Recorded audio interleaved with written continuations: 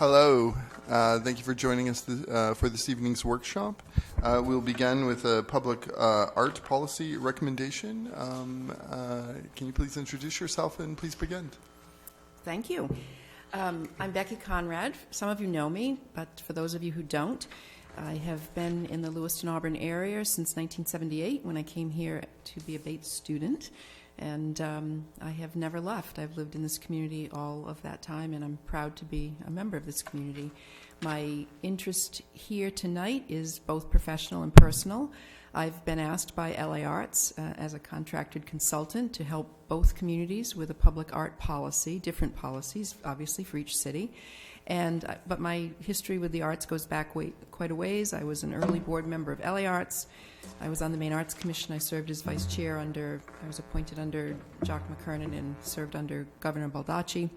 And I've done some work at the national level with the National Endowment for the Arts and Americans for the Arts. So I am very pleased that Lewiston is at this point to be considering a policy for public art. You are in good company.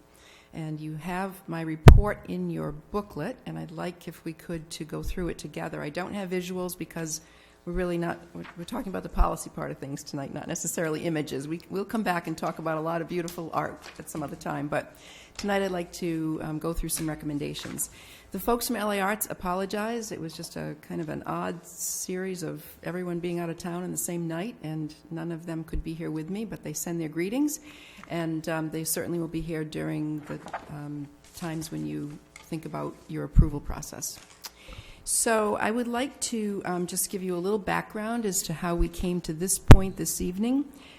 As some of you know, I was president of the Chamber of Commerce for 2 or 3 years, and during that time I was approached by LA Arts to ask if I would co-apply for a grant with them for a $75,000 Creative Communities Equal Economic Development Maine Arts Commission grant. And the community did receive that. And I stayed with the grant after I left the chamber, and I've been helping LA Arts and both communities implement that ever since. And the piece that grant purchased, and you folks were involved, is ledgers, which is installed over by Baxter. And I think that's a terrific piece. I know there are some questions about that. I think it's a good piece for us to think about as we talk about a policy. The origins of the grant were what we applied for was funding to implement a policy and then install 2 pieces. And we recommended that we do the installation process first because we would learn a lot from it and then write a policy, but we were also very pleased that the City Council in December of 2019 agreed on a public art plan. And I think maybe no councilors from that session were here. So the plan was quite skinny, and I think intentionally so, so it would set the table for us to be ready to have public art as a discussion. And little did we know that within 2 or 3 years, Lewiston would embrace installations the way you have. You've had private installations, murals on walls, on public buildings. You've had 6 or 8 pieces designated for the choice neighborhood implementation.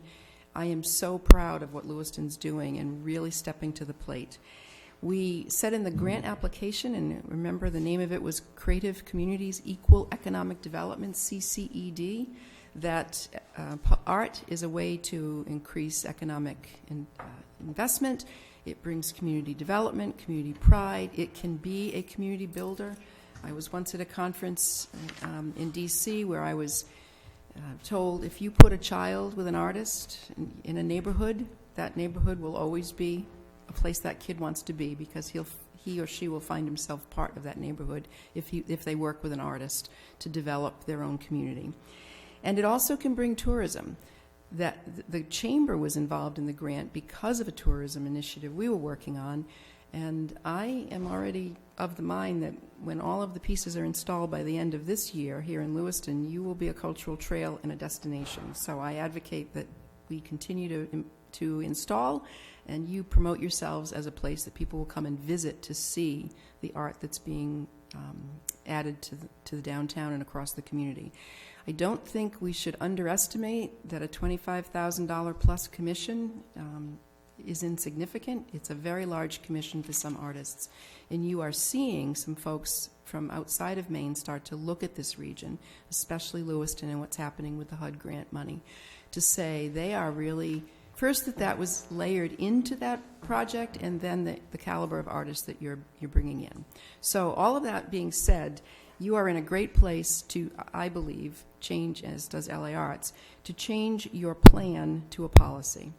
And the policy would have, obviously, as you know, you have lots of policies in the city. I don't need to tell you why you have them, but the plan is not very clear in many ways. It doesn't necessarily incorporate all of the steps you want to take. So what LA Arts asked me to do was to create the draft we have in front of us tonight. I'm not going to spend a lot of time talking. I'm hoping we can have a dialogue and I can answer any questions you have. But on page 2, what I laid out is what I would consider a community that has a public art program. So in those bullets on page 2, and I'll let you get to it in your book. I don't know what page it is in your book. It's page 2 of my report. So, okay. The notion of public art, again, thinking about community development, economic development, tourism, it really needs to layer into a lot of things you do. So where we are in this list tonight is to think about the policy, which is about halfway down the bullets, or an ordinance. And you know the difference between policies and ordinance as well. We're recommending a policy at this point. The next step was to meet with Lewiston staff members who are involved in the public art process, and that ranges from public works, planning and code, economic development, finance, budget. There's a whole host of folks who are involved in both acquiring, installing, and planning for public art. So the staff, and that's listed in your appendix, in Appendix A, I summarized their comments, and I factored all of those into the draft. I then looked at best practice, and those cities are listed in Appendix B. Appendix B lists cities that I feel are both aspirational as well as very similar to Lewiston. They're communities that perhaps started with 1 or 2 pieces, maybe historically had pieces, and then decided to really take public art as an initiative. And I looked at Maine. I specifically looked outside of Maine because I don't necessarily feel we should be compared to every place else in Maine. I think we are a destination unto ourselves. I looked even at some communities in Canada where there's some very interesting things happening.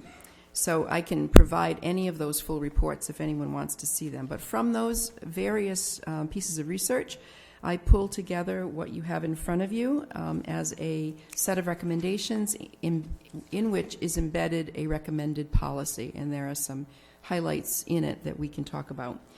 I then had Administrator Hunter, share the draft with staff, and they were able to provide feedback, which I have from a summary of conversations and emails, and I layered all of their comments into what the draft you have in front of you, which is the second draft.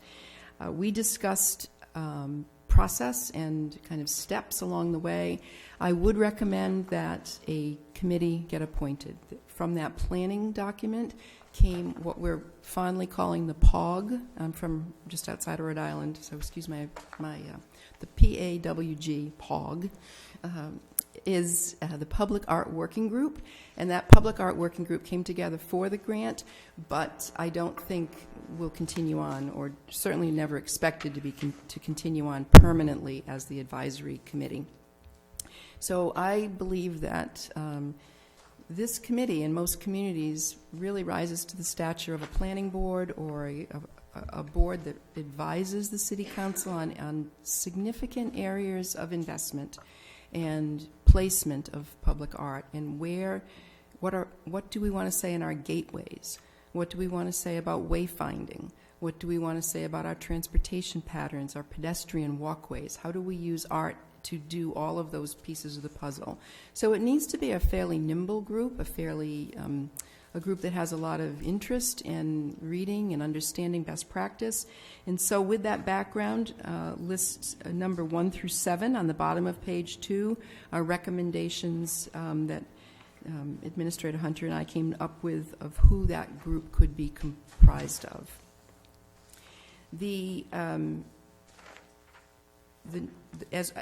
We can go through the policy if you'd like. I'd rather, I think, have questions, but I'm happy to go through it line by line. I do want to pull out a few areas that we need to think about specifically.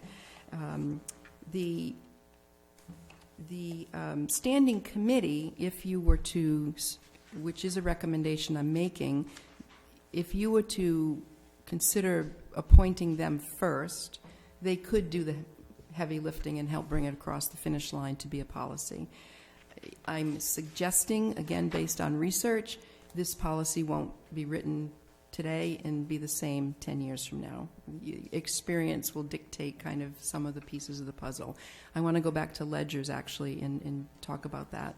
The concept that was shared with City Council turned out to be a little different than the actual installation, and that all had to do with engineering. And the engineering couldn't happen until the actual artist could get into the actual site. And both artist and the city had some thoughts of that process, and so it changed some. Those are the kinds of things you learn about as you go through installations. Now, they all won't be that complicated. They all won't try to go into the middle of the canal. But some may be very tall. Some may be affixed to things in different ways. So you will learn as you go through the process is what I'm recommending. So the committee could be helpful to move this forward. There are two particular areas that are highlighted both in the key. I note on the key that yellow, any highlight in yellow is specific to murals, and any highlight in, let's see what color it is, in pink or lavender, however printed for you, is specific to historic preservation. Most communities find there needs to be special attention paid to both of those areas. That murals, and especially in Maine, because of our billboard ordinance, have a particular sensitivity to them as to where they can be placed and how do you want, as a community, do you want to get into lighting? Do you want to get into adapting buildings for special materials? No one is suggesting you have to, but those are the considerations that murals open up. Historic preservation, when there's an overlay into a historic area, certainly open those questions even wider. So today I was glad to receive from staff a policy that they've been working on for a while around murals specifically. And as you note, the way I wrote your recommended policy, the mural could be separate, it could be embedded as one of the pieces, and it certainly needs to dovetail with historic preservation. And what I received today from the planning department, code and planning, integrates historic preservation in it. So there's some newer recommendations that you don't have in tonight's draft, but in my mind, they're all headed in the same direction. And then in summary, before we open our discussion, I want to make sure that, I think I've already said it, but I'll just reiterate that this particular recommendation for this community is specific to this community and very inclusive of staff feedback. And it's very sensitive to Public Works time and talent. I have been so impressed with how Public Works has been able to be nimble and flexible, and starts with yes about getting something installed. But any policy has to be, I think, sensitive to what the capacity is in a community to maintain what you ultimately do own and install. All of those pieces, the contracts are written that the cities own them.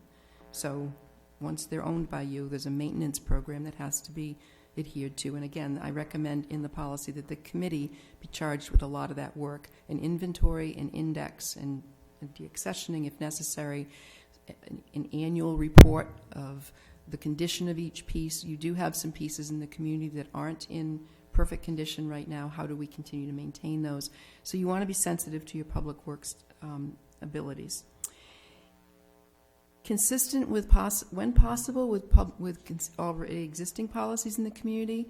The only one where I'd say there may be a little need to dig a little deeper would be in your purchasing. Artists, I went to a bid opening so I could learn about your purchasing policy.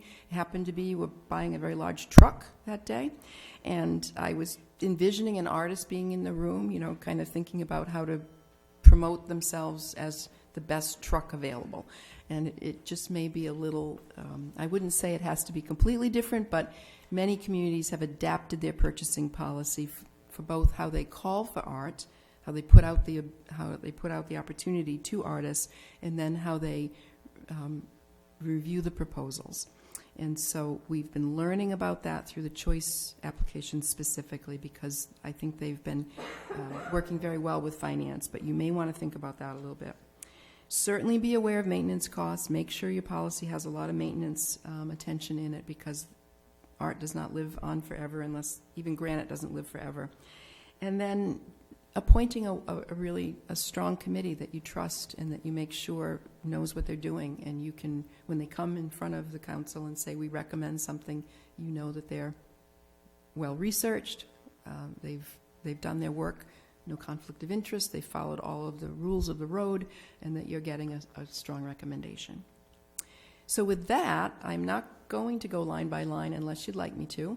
But tonight was the opportunity for you to get a look at this for the first time and ask the person who's been drafting it any questions you'd like to discuss. Comments from the council? Councillor Scott. Thank you.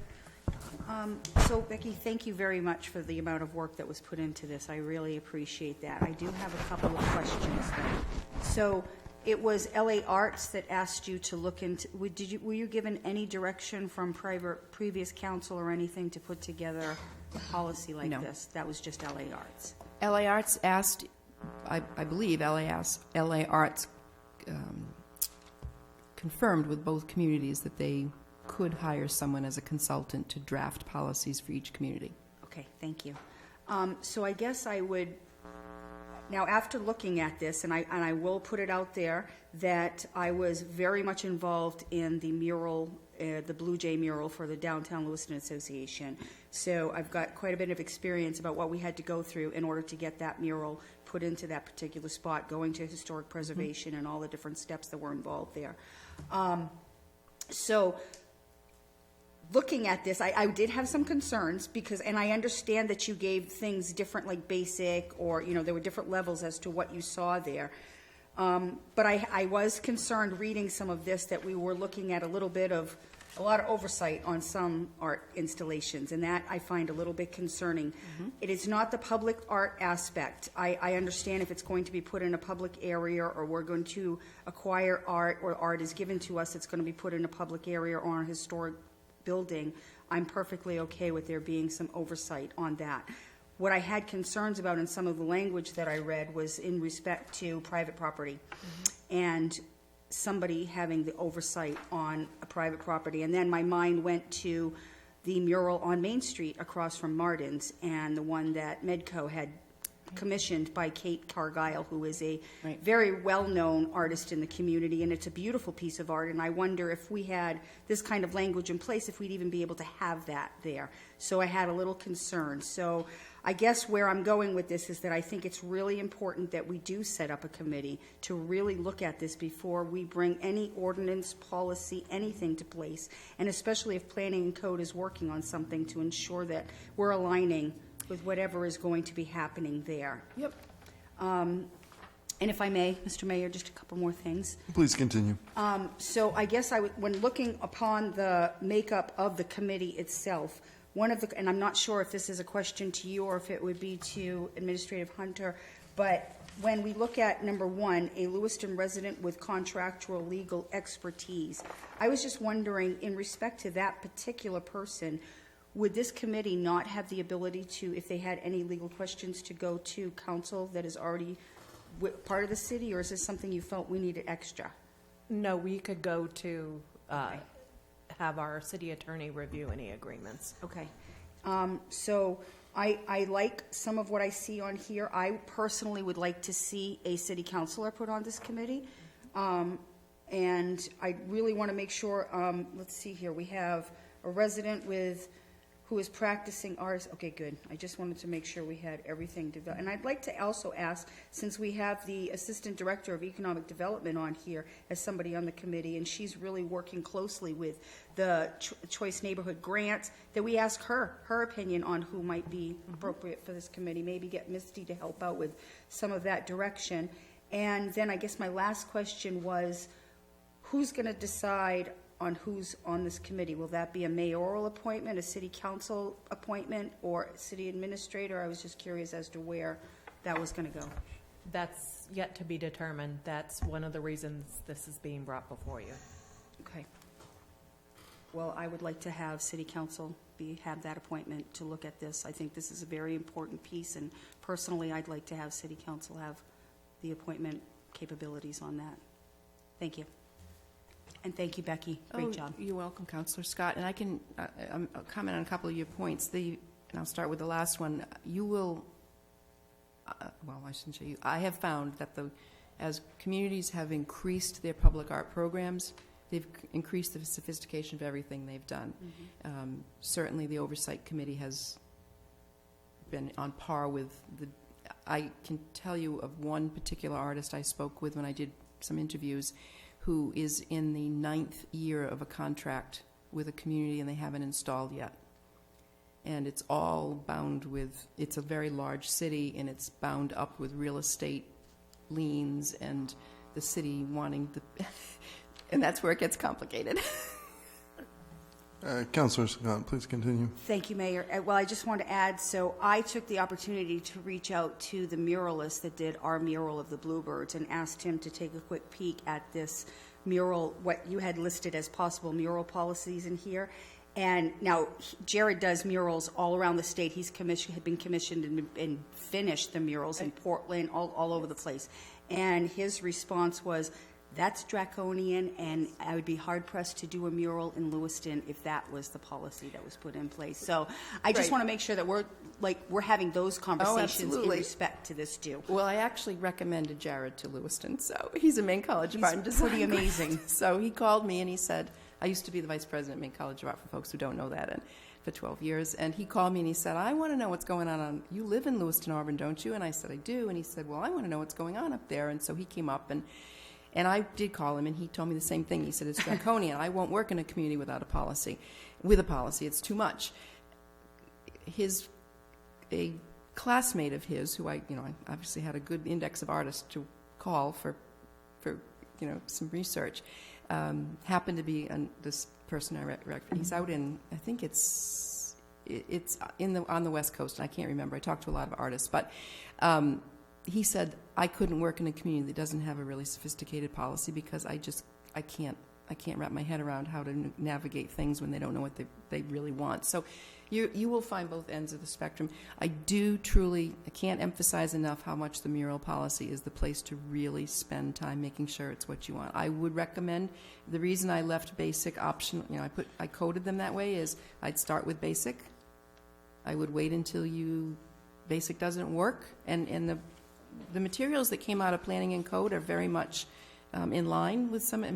I think there's a recognition there needs to be something in place. You can't really just allow people to do things on any building in the community without some regulations. The signage in Maine is one of those biggest barriers. On the other hand, it shouldn't be prohibitive. Murals by nature in most communities, they don't think of them as lasting forever. They have a lifespan. Now, if there's an interest in all of our murals being permanently installed, I think that's a different approach we want to factor into our thinking. But many murals fade away, and they're intended to. So the communities that really have strong mural, just a very clear, you drive into a community and you just see murals on every building. A lot of them use them for academic K-12 projects to get neighborhoods re-energized. So I think we want to find a balance, I guess, Councillor Scott, is what I'm saying. I agree. You don't want to lose the opportunity to work with Jared.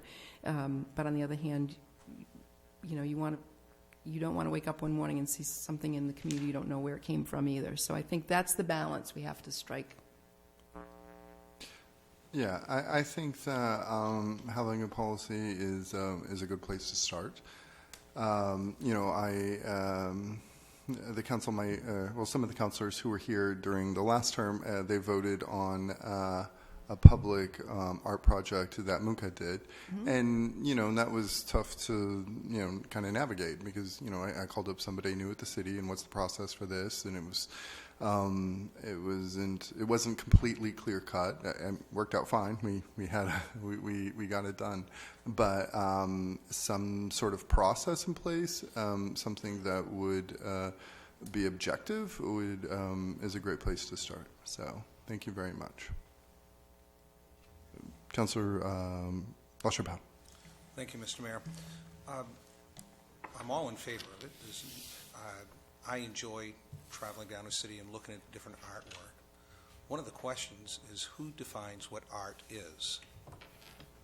And murals, for an example, we have on Lisbon Street, on the lower end of Lisbon Street, it's very faded right now, is the Nita Biscuit piece that's up on there that was early 1900s that I just so wish somebody would just repaint it. Right. And because it's just neat that it was there that long ago and that was part of our heritage. Would that be considered art? And I echo the concerns. There's quite a famous building on Lisbon Street, in the corner of Lisbon and Cedar, that's yellow, that has a nice big mural on the side, that the owner was generous enough to paint and have paid for it by himself and put it on there. And I concur with your statement. It had faded, and then somebody hit the building, and we had to fix it. And so now part of it has been repainted. I am concerned on the commission coming in and dictating what can and what cannot go up on my building. That's mine, and if it's not advertising, it's not a sign, it's not saying something like that. It was a mural. It was frankly of Lisbon Street and Lincoln Street.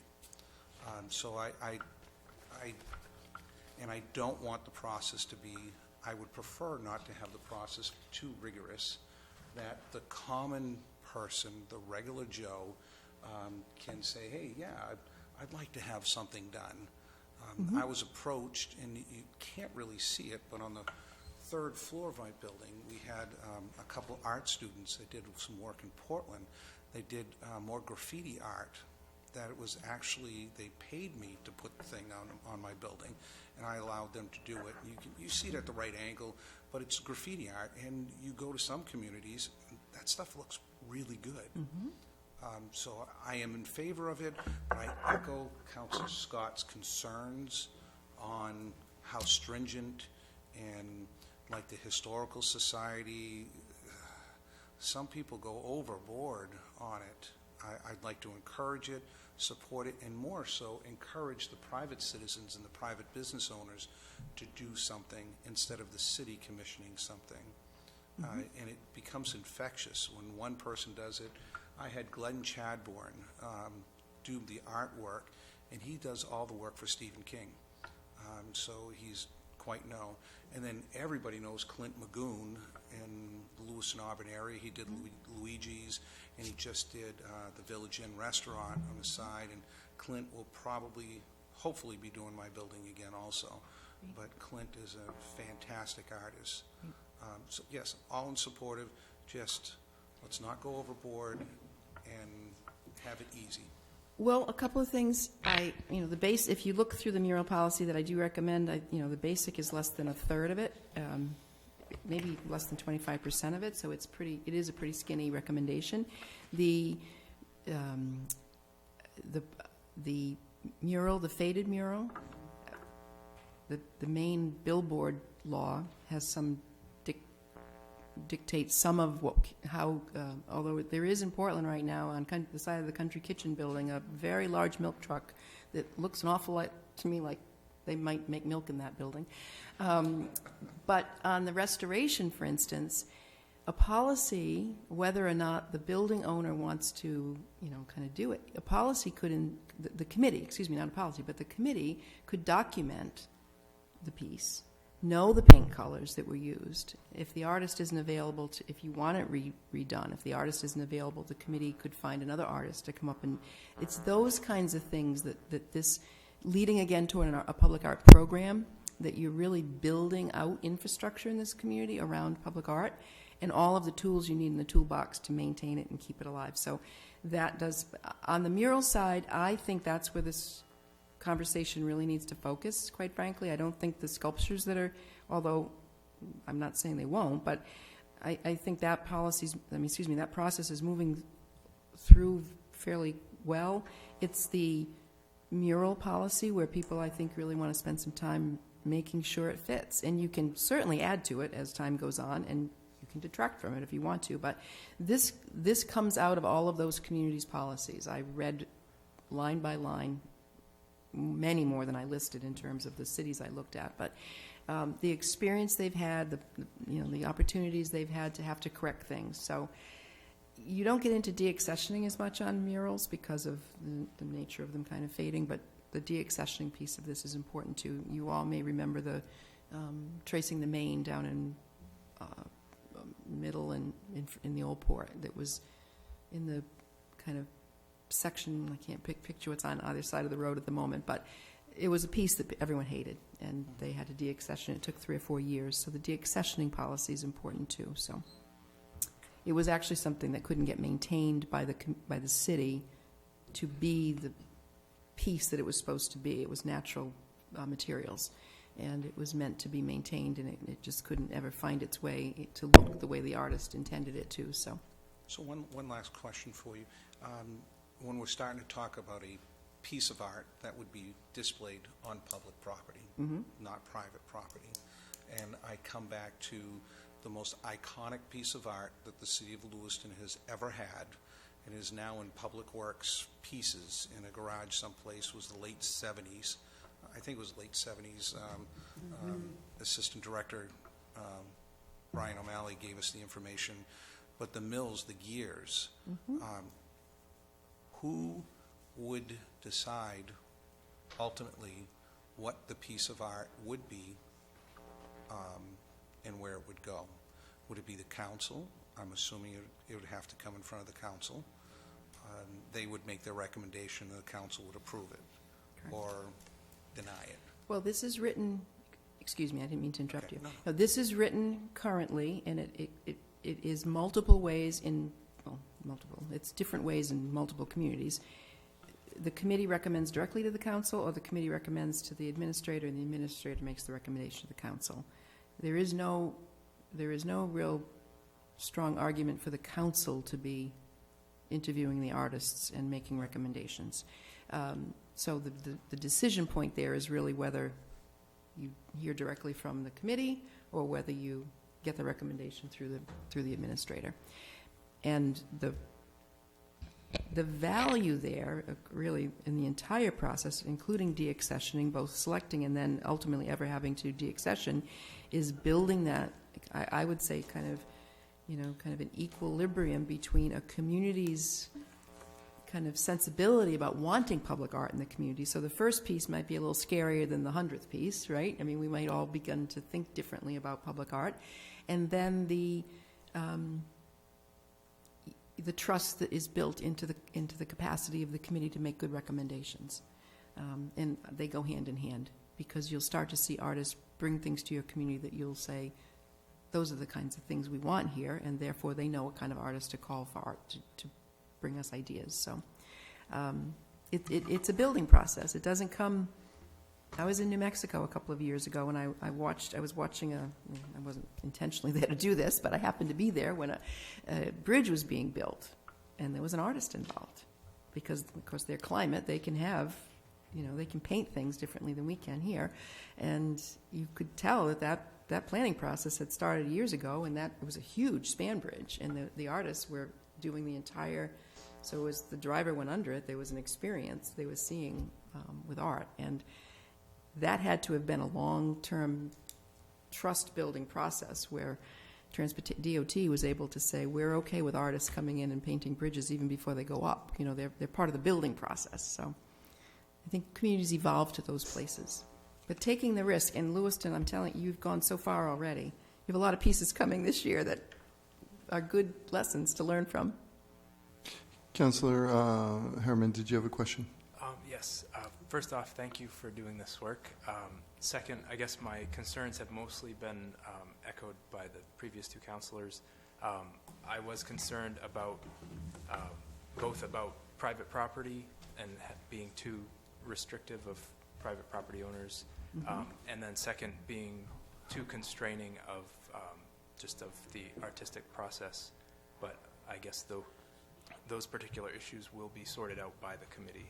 So those were just my first impressions, that it seemed a little too onerous and too restrictive in both those senses, but I trust that the committee will be able to figure those things out and find a good balance. Great. Thank you. Well, and I think I may have, if I didn't write it in the report somewhere, it's in a cover email, maybe to Heather or somebody, that I didn't start, I started from like the largest possible choice points instead of 3 years from now, wondering why didn't she ever tell us about this potential thing?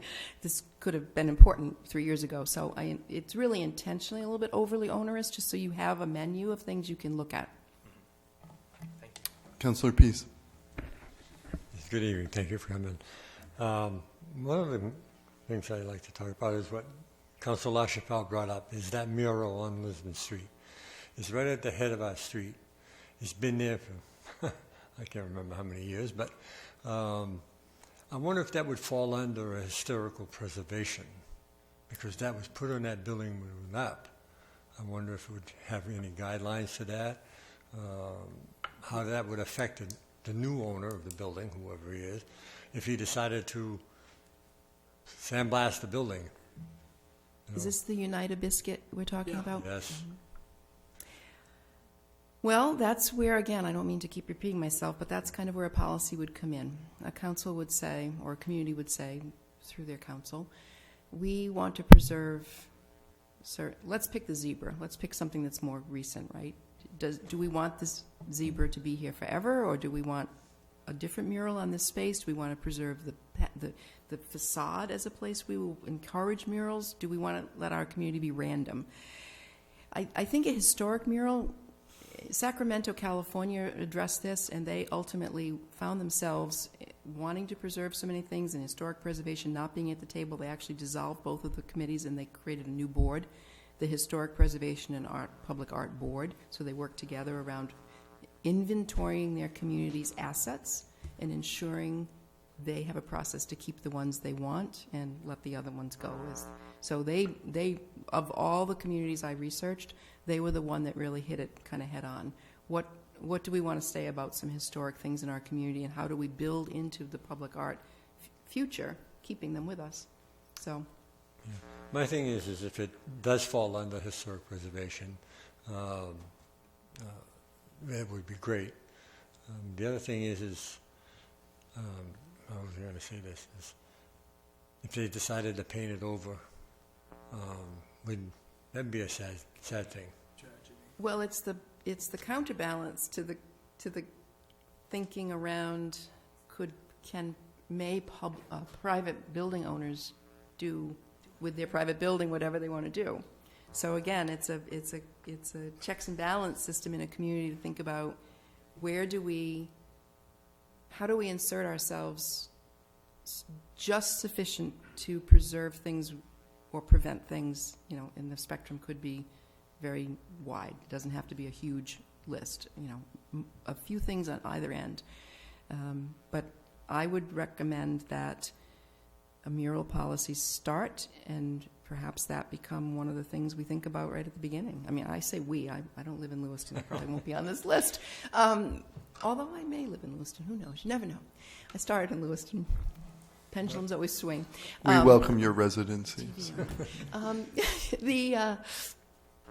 The idea of, I think you really have a very interesting dynamic here, because you've got a brand new, wonderful mural that wanted as much flexibility as it possibly could have on a building that is privately owned. And if that building sold, that Blue Jay could go away.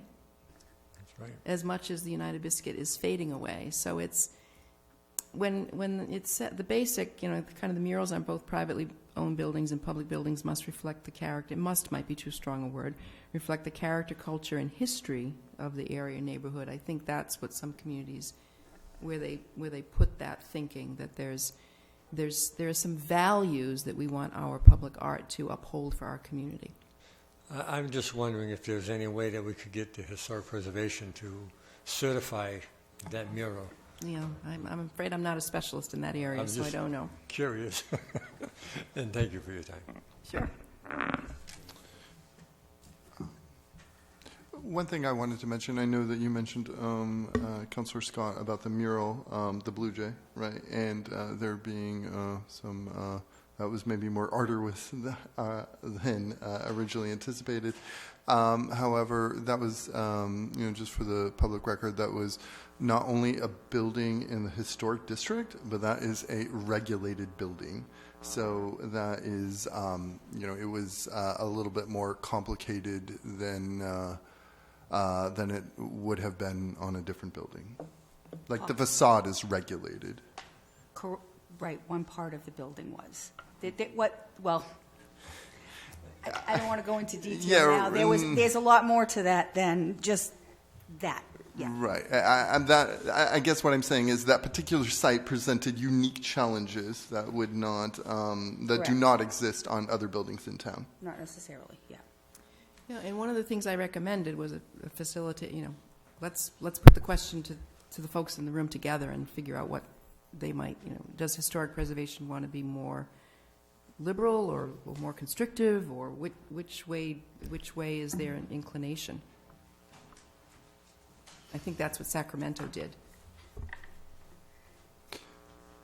Mr. Mayor? Thank you. Oh, At yes. this point, if it's up to the council, it makes sense to follow the recommendation to put the committee together and then finalize the policy, incorporate what the Historic Preservation Board recently adopted. So at your next council meeting, I will put together an order that recommends a committee with membership outline, and then at that point that can be up for discussion, and then we can advertise for members of those committee, or for that committee, if that meets everybody's purpose.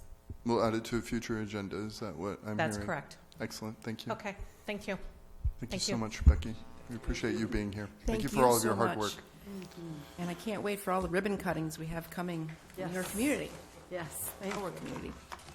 Tell Audie I said hi. Okay.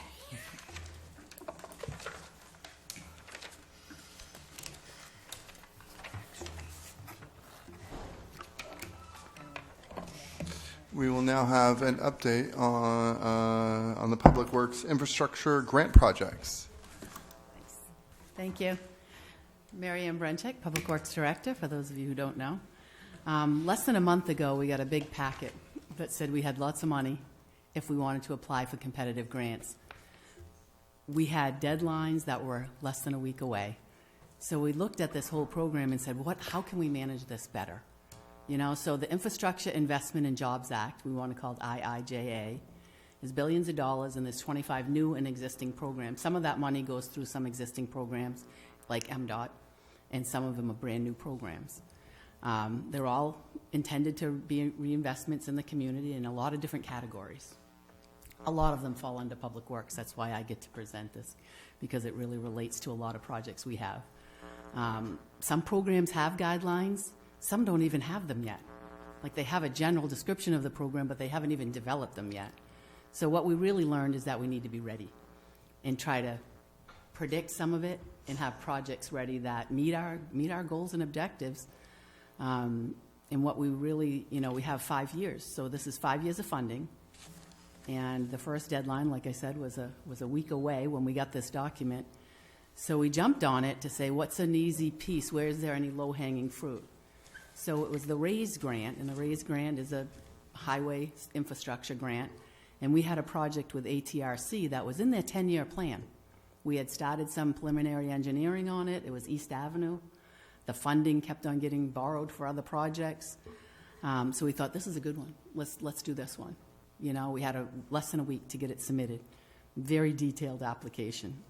So we put it in, and the week after we submitted it, we learned that there could have been a better program that we put that in, that wasn't the ideal program to put it in.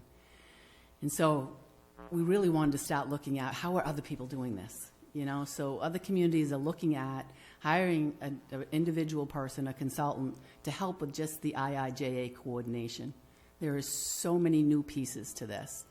Would like, you know, to kind of follow suit with that, and what that person or that consultant would do is on, you know, for the time period that we want to set it for, is first of all, understand our goals and objectives so that you're not trying to fit money into a project you don't have. We want it to fit into our goals.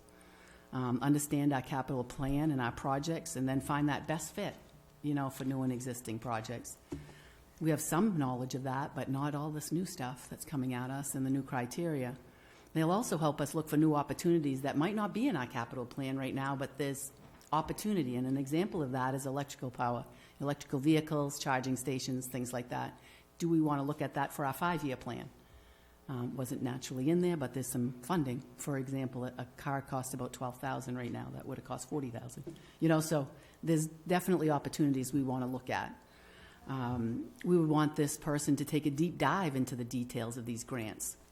I mean, we really grazed by the RAISE grant and started writing it because of the time period. So really understand what are the criteria that make it a strong application. So that's something we need help with. And also to assist with project readiness.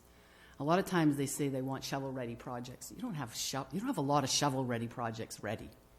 So we have ones in different stages, but help us to look at that strategically. A lot of public process is required for these grants. Which ones need more? Which ones need more planning, preliminary engineering, right up to shovel-ready. So I think, you know, we need to look at that differently on how we lay them out in our capital projects. What we do now is the year before we're designing it, the next year we're building it. We may need to piece that out better. And again, taking advantage of this money is important to the community. It will save all of us. We have very little grant funding beyond MDOT transportation. So lots of opportunity. So what we'd be looking for in this person is somebody that balances project understanding with grant knowledge. We don't want a grant writer. We don't want an engineer. We want someone that has those pieces on both sides. We want a professional engineer, ideally, with oversight and experience on multiple different types of projects, because some of these are in housing, some of them in watershed, some of them in water and sewer utilities, so they have to be well-rounded. We want them to have existing strong relationships in the city, state, and federal government, because those staff people are going to help us. They're trying to understand it. We can help them. They can help us. That always counts for a stronger application when your relationships are strong. And the other piece that follows with a strong chance of getting grants is getting the projects done. I mean, you have to overcome a lot of hurdles, and that gets you more money. So when you're doing a project and you finish it successfully, you're very likely to get more from that same funding source. So as we look at 1 year with a project, we've got 5 years to apply for that once we learn it. And the ability to stay with us for at least a year. We know this is a 5-year funding project. We don't want someone to just come in for a couple months. You know, we're looking at approximately 1 day a week for a year to get started. And so that's the type of person that we're looking for in a consultant. So, you know, trying to be here to answer any questions for you on this, but basically we're asking for your support to use some of the ARPA funds to hire a consultant to assist us with the coordination of the IIJA grants and the opportunities that can bring for our community. So just wanted to kind of tell you what I know, see how it was 5 minutes, so we need help. And just really kind of looking at the intricacies of grants. I've written a lot of grants. So we have some common knowledge and some familiar knowledge with transportation especially, or a little bit with DEP, but this is all new. Comments from the council? I think it makes a lot of sense. Okay, I think so too. Great. Councillor Scott? And, okay, so just reiterate again when this person would be working. You said once a week? Looking at an average of 8 hours a week. And this would be funded through the ARPA funds, and we have that available to do that?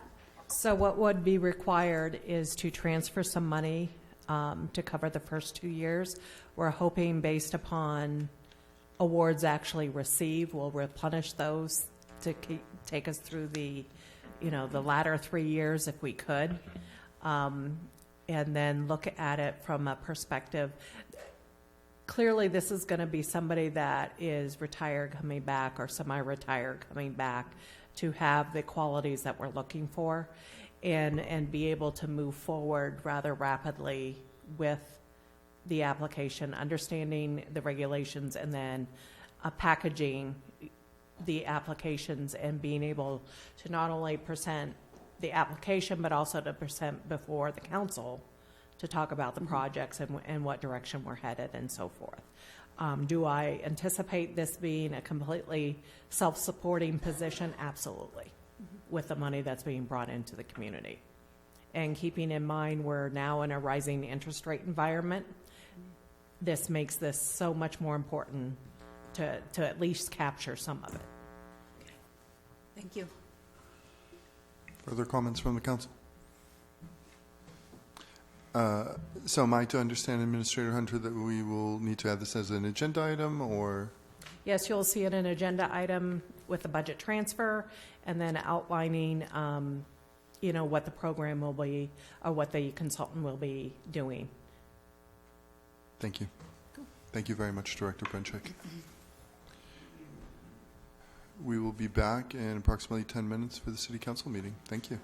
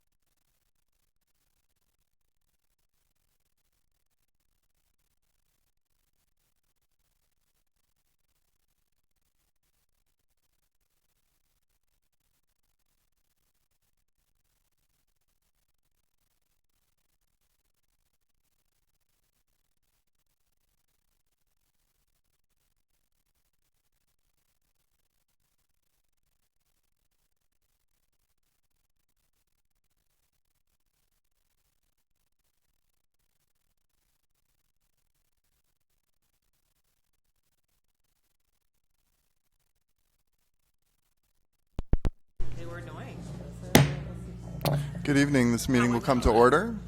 We will have Kristen Little, who will lead us in the Pledge of Allegiance.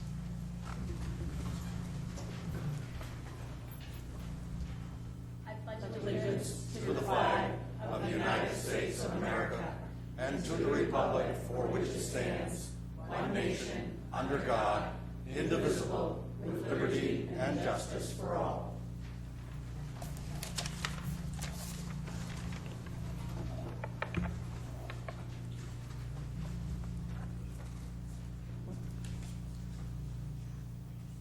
Thank you, Madam Clerk. We will have we're really excited about you, Kristen. Thank you for being here. We'll have a few remarks here and then a presentation. Kristen Little is a Lewiston High School senior who was recently named Student of the Year by Lewiston Regional Technical Center. She has been recognized for her service through the Green Ladle, for being a remarkable role model for her peers, and for being a shining star within our community. I'd like to read some comments from her culinary instructors. Exceptional student, motivated, professional, and always brings a can-do attitude. Her commitment to community makes her exceptional. She volunteers for any community service project, leads by example, and does the work of three. During the pandemic, she volunteered to prepare meals for hundreds of local seniors, veterans, and homeless on a daily basis. She devoted hundreds of hours to make sure her neighbors had healthy and delicious meals. Kristen is a state gold medalist in wedding cake decorating and a bronze medalist in local commercial baking. Kristen is a member of the Bridge Academy, National Technical Honor Society, National Honor Society, and has earned her Serve Safe Manager's certification. Kristen is headed to, pronounce it for me, Urshan College to pursue a career in human services and psychology, and the City of Lewiston wishes you the very best. Congratulations for being LRTC Student of the Year. We are very proud of you.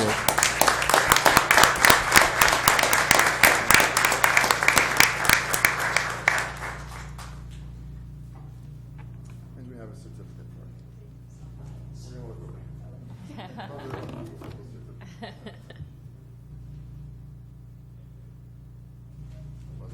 Congratulations. Thank you, ma'am.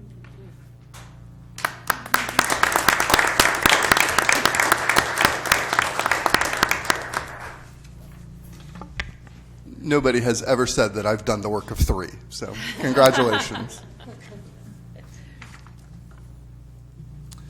Madam Clerk, we are ready to begin. Yes, thank you. All roll call votes for this meeting will begin with the Councilor of Ward 3. I just had a very short conference with Madam Clerk, and we are handling minutes at the next meeting. Is that correct? Yes, so thank you. So I apologize for the delay. So we've just finished transcribing all three of those meetings, which were very long meetings, but we finished transcribing those. We're proofreading them. We'll get those to you by the end of the week is our goal, so you'll have plenty of time to review those before your next meeting. Thank you. Thank you very much, Madam Clerk.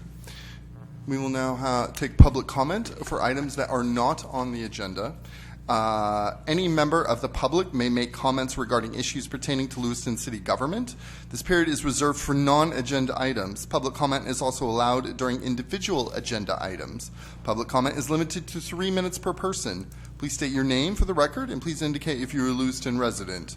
Because this is the business meeting of the City Council, all questions should be directed to the Mayor, who will ask staff to follow up at a future time. It is illegal for City Council to allow comments related to personnel matters. All personnel complaints should be made directly to the City Administrator's office. Public comment, yes. Thank you, Mr. Mayor and fellow City Councilors. My name is Luke Jensen. I'm a Ward 5 resident. I guess this is going to end up, I think you guys should do an investigation, and I think that you guys already know why. Onions are very interesting things. You know, you peel them back more layers, and I had a chance to do some onion peeling over my spring break a couple weeks ago. So, I mean, as a former city councilor, you hope things that are going on behind the scenes are ethical. You hope that councilors aren't communicating with each other behind the scenes, coming up with how they're going to vote ahead of time, because that would be wrong. That's unethical. You guys are elected to do the public's business in front of the public. In a city of 40,000 people, that's not such a large expectation. If you've done that, that was morally wrong and unethical. An apology is in order. It'd be very wrong to try to work on an initiative, ask staff members to work on an initiative without the council, one, backing it, but two, even knowing about it, and to ask staff members to keep it confidential from the other councilors to the point where they don't know about it until people like me in the newspaper send a freedom of access request. Is that morally right? When you put in writing that you plan to blindside people with information at the last second, your fellow councilors, so you can suspend the rules at the last second, is that ethical? Should you be having these conversations behind the scene? It's not rhetorical. The answer is no. I can't imagine as a councilor just asking staff to work on something directly and then asking staff to not tell the other councilors or the mayor. I mean, you would agree that's wrong, right? Would any of you disagree with that? Again, rhetorically, you don't have to answer. But we should know that that's wrong. Right and wrong, we know that that's wrong. That's not how the city should be doing business. If there are 4 of you on the council that want to pass things, you have the majority to do it. You don't have to be sneaky behind the scenes. So I'm being kind of cryptic right now, and I'm not going to get into anything. This is just me kind of standing up saying, now's probably the best time to come clean. Tell what you've done. Because if things come out for you, it's not going to look that great. And, you know, people make mistakes. It's a chance to redeem yourself. But I think in a couple of weeks at your next meeting, I'm going to start reading some emails.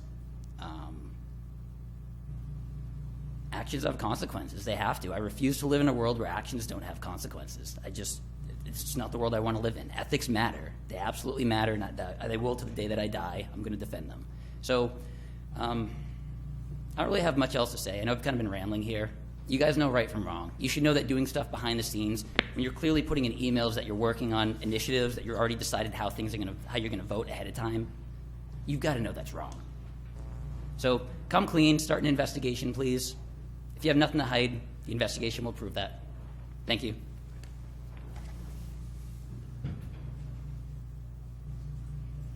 Further public comment? Public comment is now closed.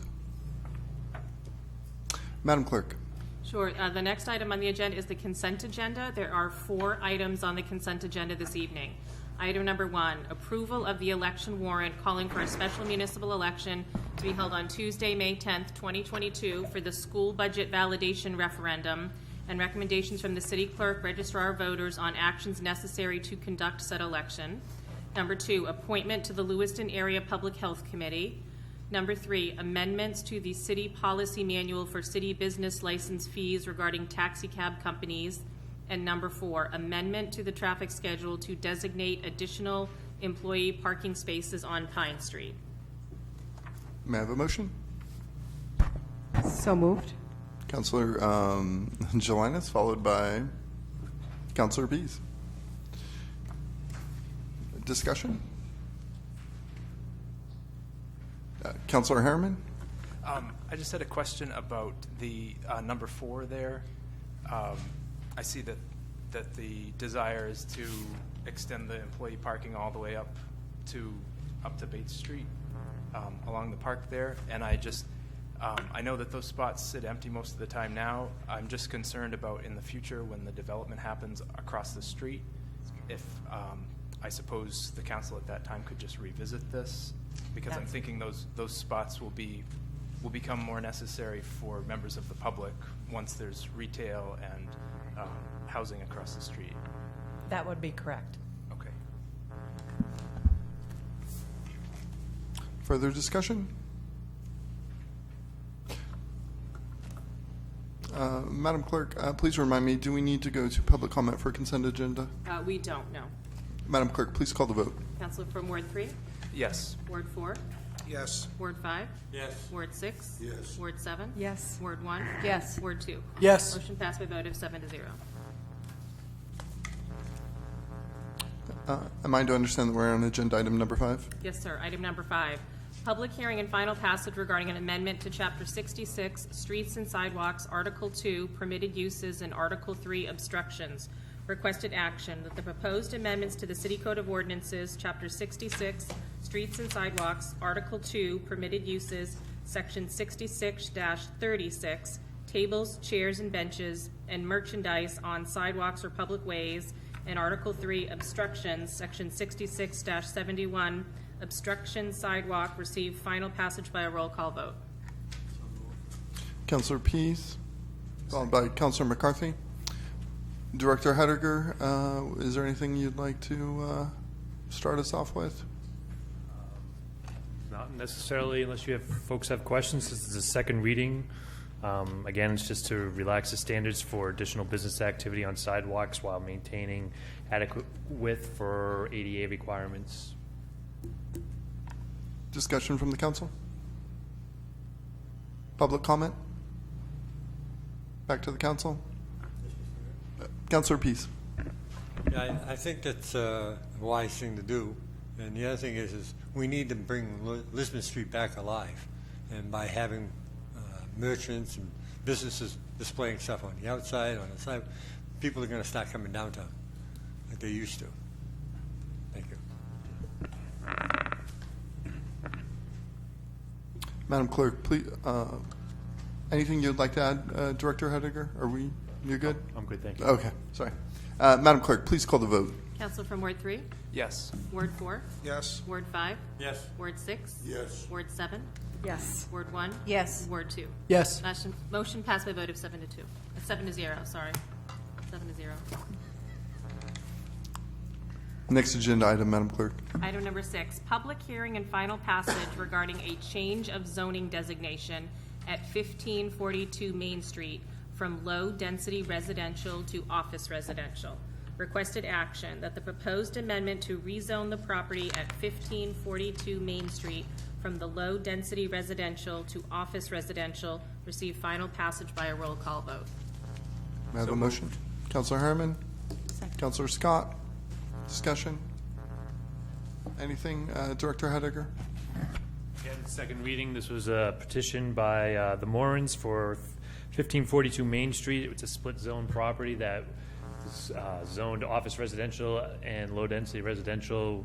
Mr. Moran is looking to rezone the property entirely to office residential in hopes of doing multifamily development there. Discussion from the council? Public comment? Back to the council? Madam Clerk, please call the vote. Council from Ward 3, Yes. Ward 4, Yes. Ward 5, Yes. Ward 6, Yes. Ward 7, Yes. Ward 1, Yes. Ward 2. Yes. Motion passed by a vote of 7 to 0. Agenda item number 7. Item number 7, public hearing and final passage to amend the land use code for private, commercial, and industrial subdivisions to amend frontage requirements for developments and front yard and building setbacks on private roads. Requested action, to approve final passage to amend the land use code, Article 13, Section 10, additional standards for private, commercial, and industrial subdivisions, to amend frontage requirements for developments and front yard and building setbacks on private roads. May I have a motion? So moved. Councillor Scott, followed by Councillor LaChapelle. Discussion? Or anything, Director Hediger? Again, this was a unanimous approval from the planning board. Mr. Gatto's here on behalf of the applicant. They submitted a petition to change this section of the zoning and land use code.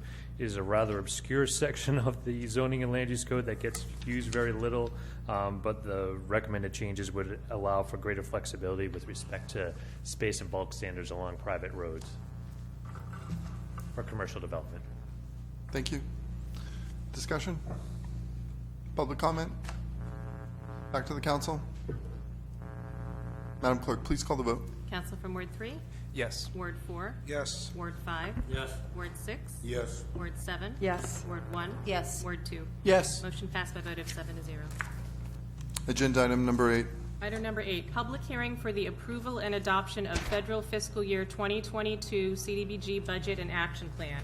Requested action, to conduct a public hearing and then to approve the resolve to approve and adopt the federal fiscal year 2022 CDBG budget and action plan.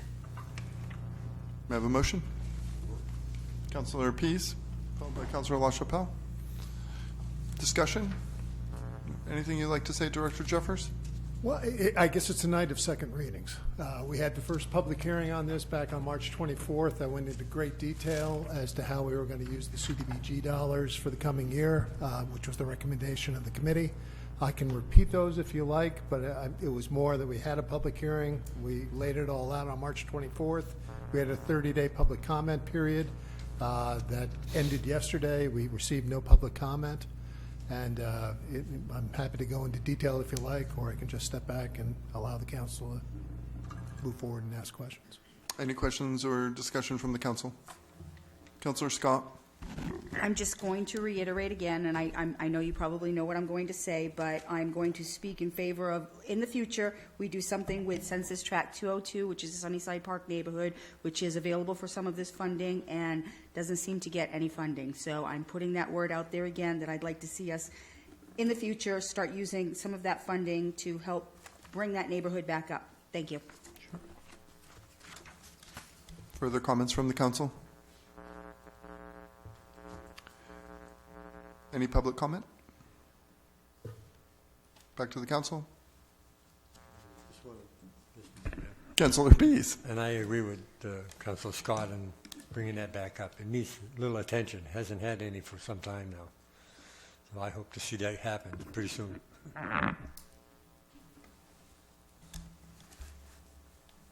Madam Clerk, please call the vote. Council from Ward 3, Yes.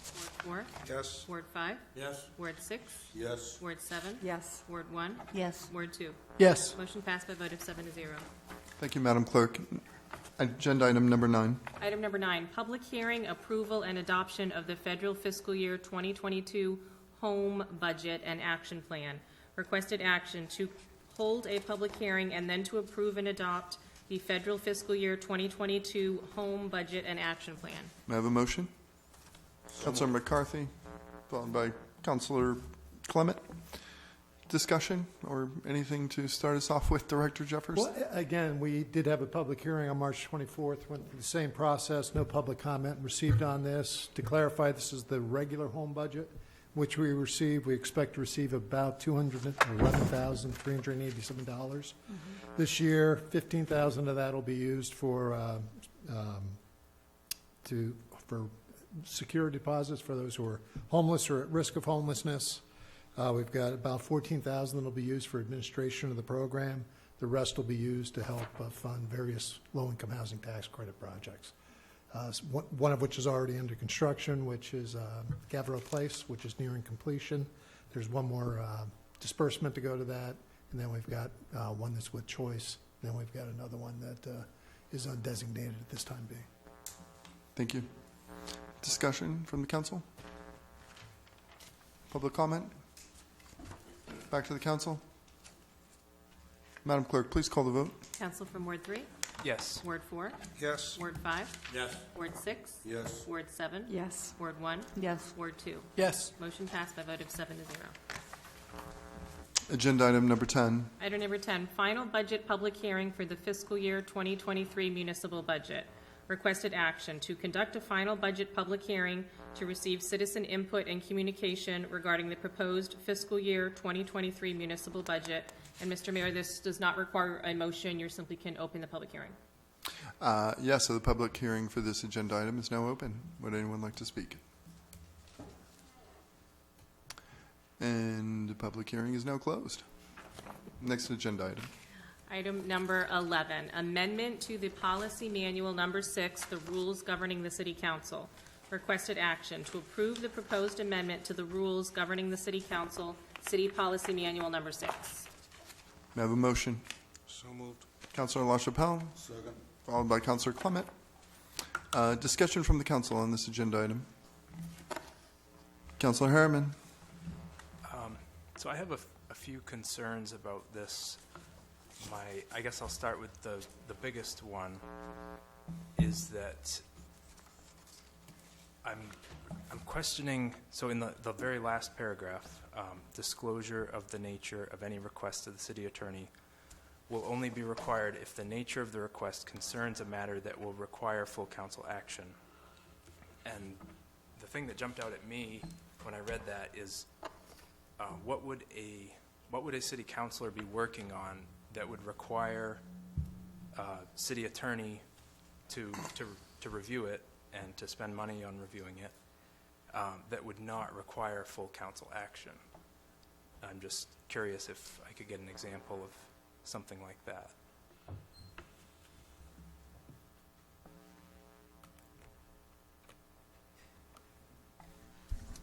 Councillor Scott. Thank you. So I also, too, had a question in regards to some of this. So on reading this, the first paragraph, I completely agree that the City Council does hereby grant authority to the City Administrator to confer with and seek opinion from the City Attorney. City staff may also seek an opinion with approval of the City Administrator.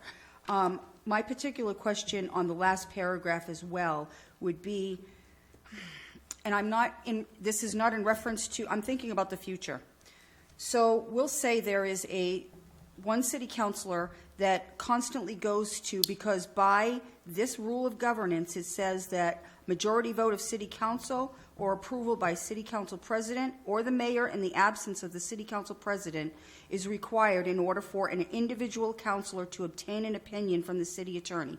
That's what our original wordage was.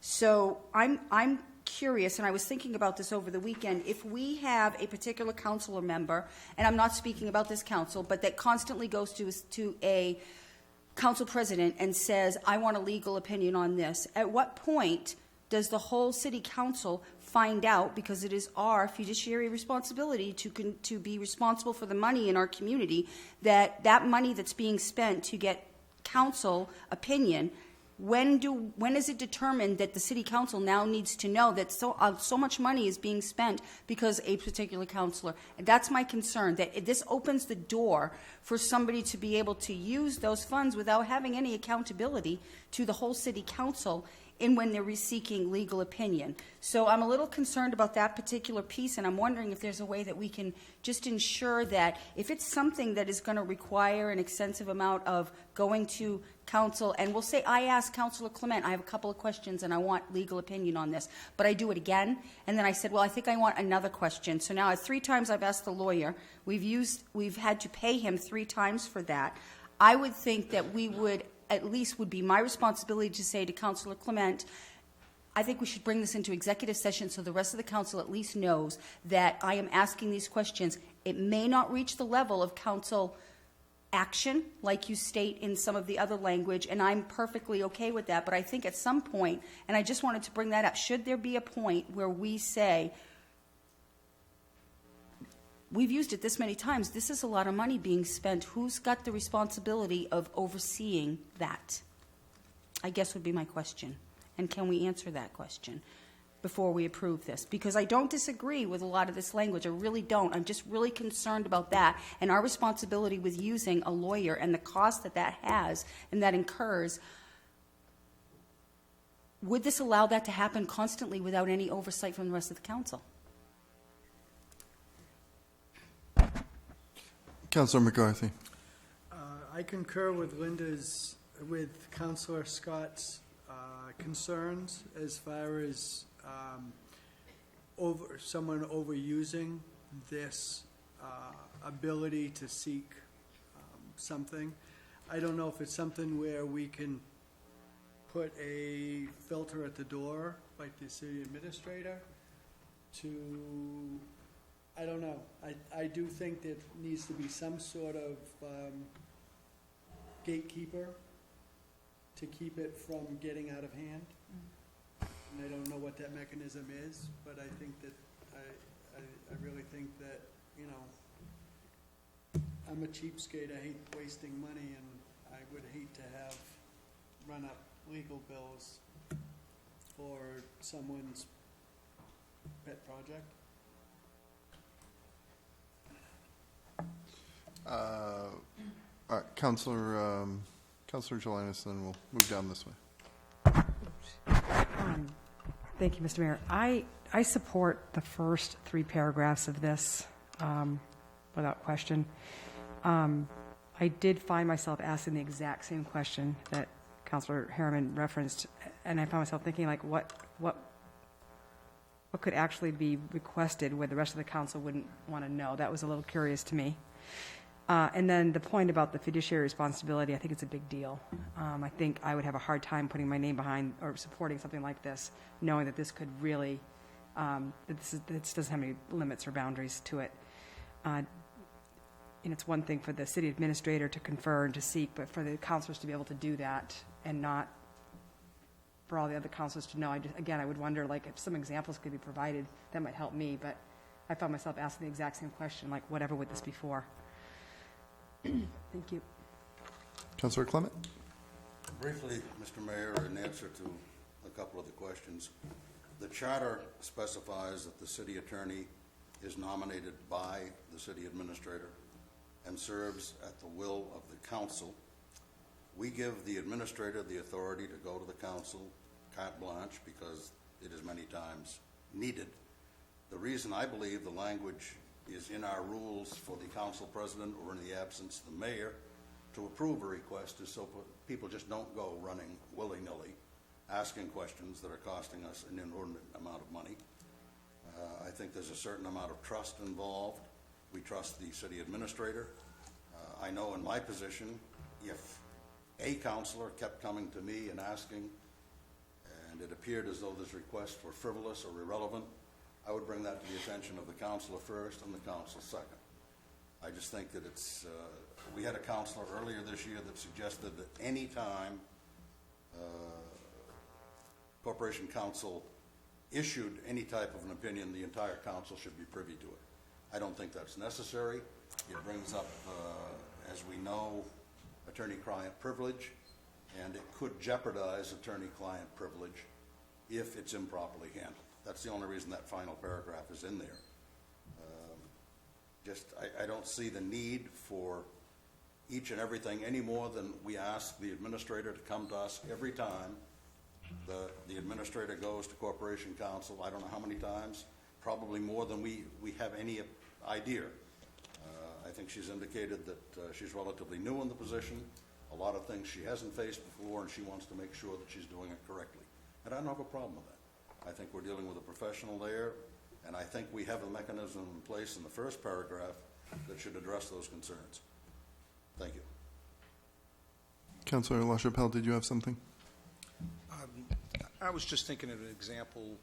If we had no disrespect, if we had a rogue city administrator that the council is trying to deal with and said, what's happening here, and getting legal opinions, and some of that stuff has to be kept confidential.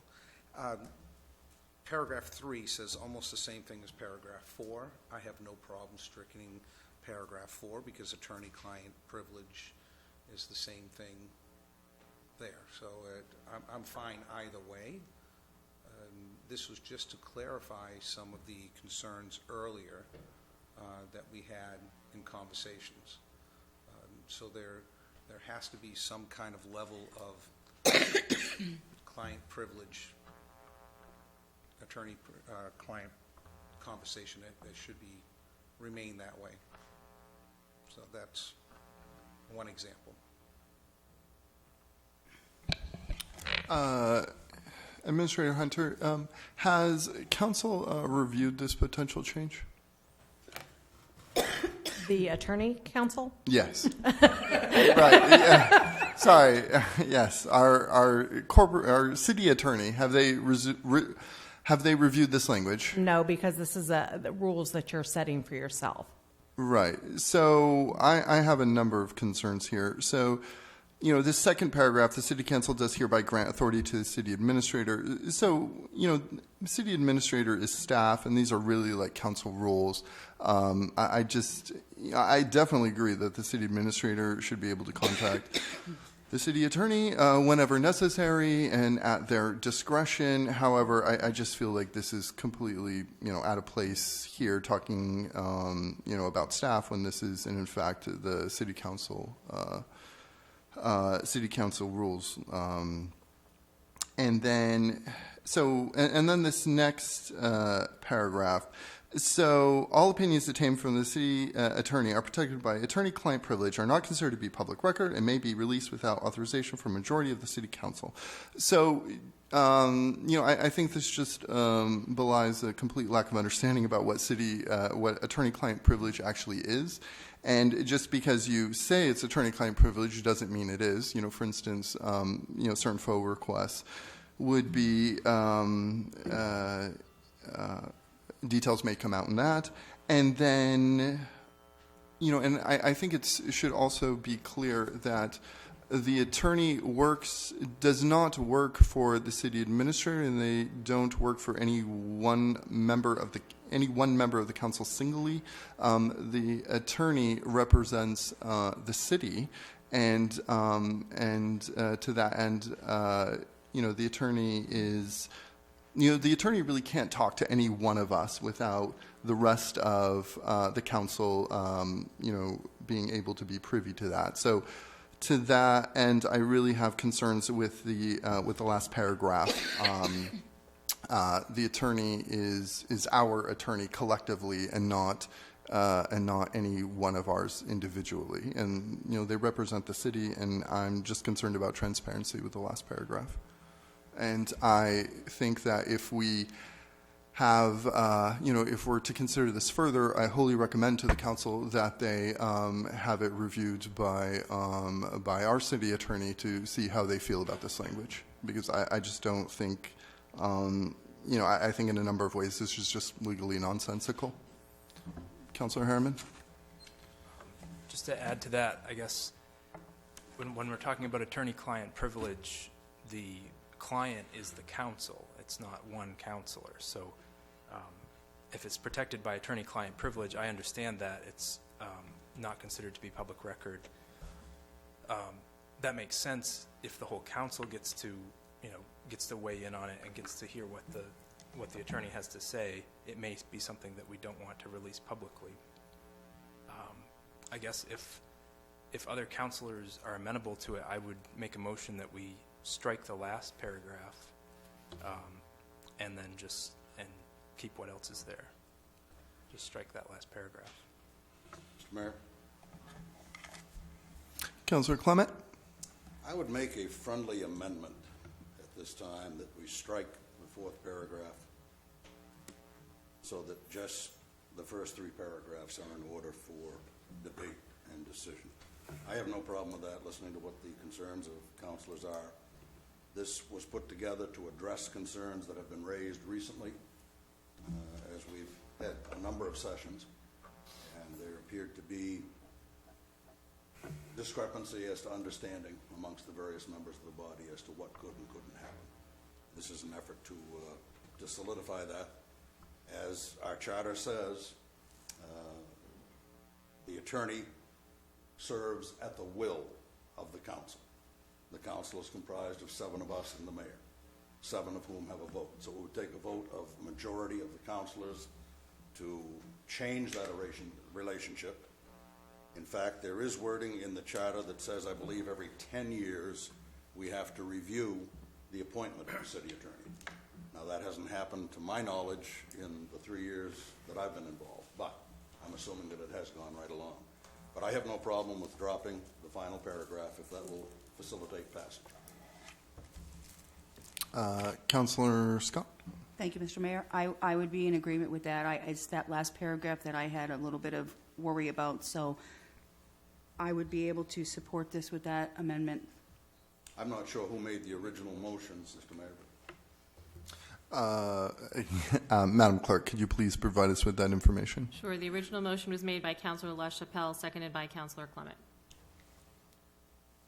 Yes, I accept the friendly amendment. I forgot I made the motion. There's been a lot going on. And I would second that then. Okay, and we're mostly no concerns over that. So, okay. In your estimation, Madam Clerk, does that qualify as a friendly amendment? Are we okay to proceed at this point? I think that's fine. Everybody has an understanding of what you're discussing and reviewing.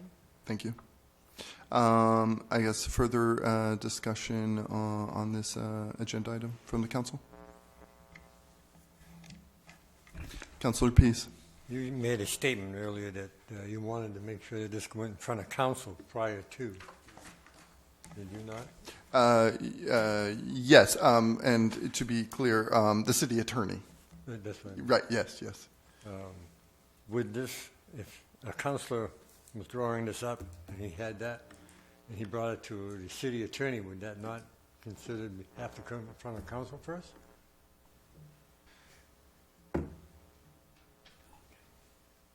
Are you asking, would it have to come to a vote first before we authorize that? No, I was just curious, using this as an example, that if a council was drawing up something like this and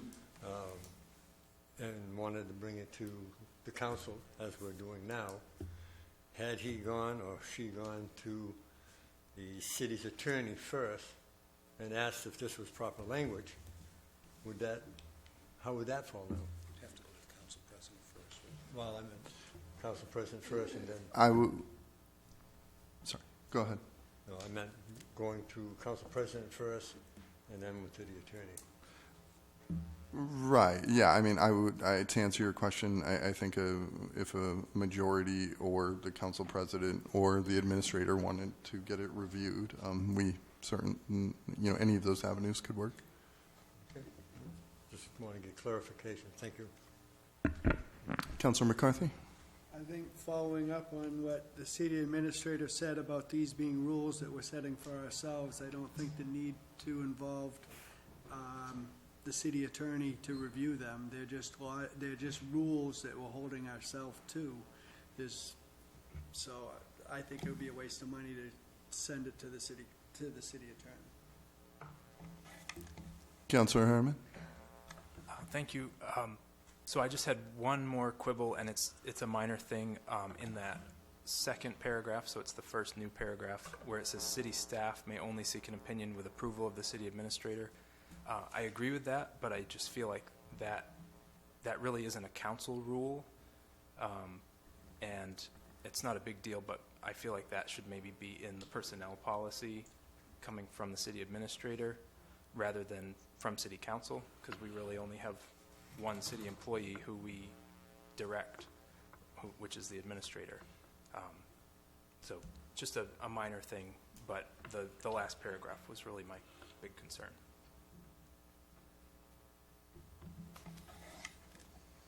Councilor McCarthy? What is your opinion on that? It's nice to have it memorialized somewhere. I know it is currently the practice that we use, and most department heads respect that. So if that's something that, to keep it as council rules, if you want to eliminate that component or that sentence, that's acceptable.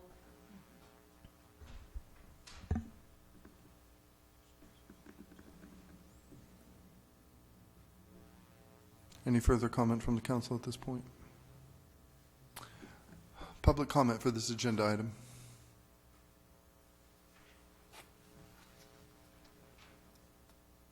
Back to the council.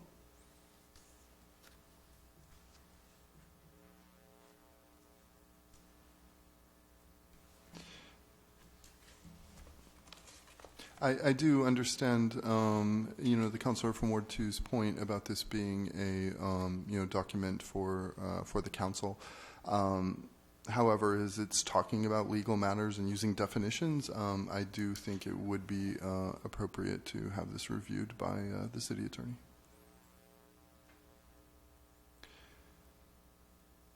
Any further comment? Councilor Herman? I think that's a good idea. Would such a thing require a vote of the council? I'm just not sure.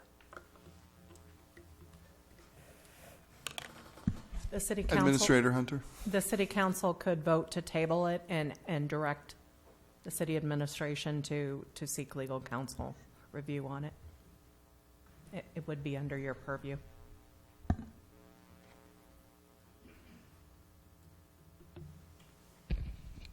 Councilor LaChapelle? The horse is dead. I move the vote. Let's go. Second the motion.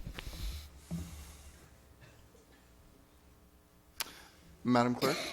Sure. So Councilor LaChapelle has made the motion to move the previous question, seconded by Councilor Clement. So the vote to move the previous question is now before you. So to move the previous question, Councilor from Ward 3? Yes. Ward 4? Yes. Ward 5? Yes. Ward 6? Yes. Ward 7? Yes. Ward 1? Yes. And Ward 2? Yes. Motion passed by a vote of 7-0. Now the motion before you is the main motion, which is the one that is printed in your book, but the final paragraph is struck out. Counselor from Ward 3, Yes. Ward 4, Yes. Ward 5, Yes. Ward 6, Yes. Ward 7, Yes. Ward 1, Yes. Ward 2. Yes. Motion passed by a vote of 7-0. Agenda item number 12. Item number 12, request for funding from United Ambulance Service. Requested action to review the request from United Ambulance Service and to determine a course of action. So moved. Councillor Harmon, followed by Councillor McCarthy. And I understand we have representatives from United Ambulance. And in case there are questions, can I get you to come to the table, please?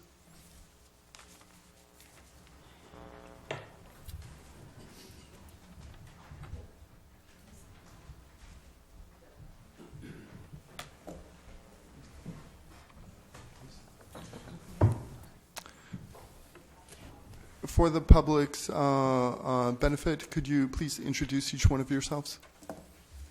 Maria Higgins. Peter Wright. Steve Jorgensen. Maria, you're with United Ambulance. Peter, you're with Central Maine Medical Center. That's correct, sir. And then Steve Jorgensen, St. Mary's. That's true. We also, Peter and I both serve on the United Ambulance Board also. Thank you for that clarification. Discussion from the council on this agenda item.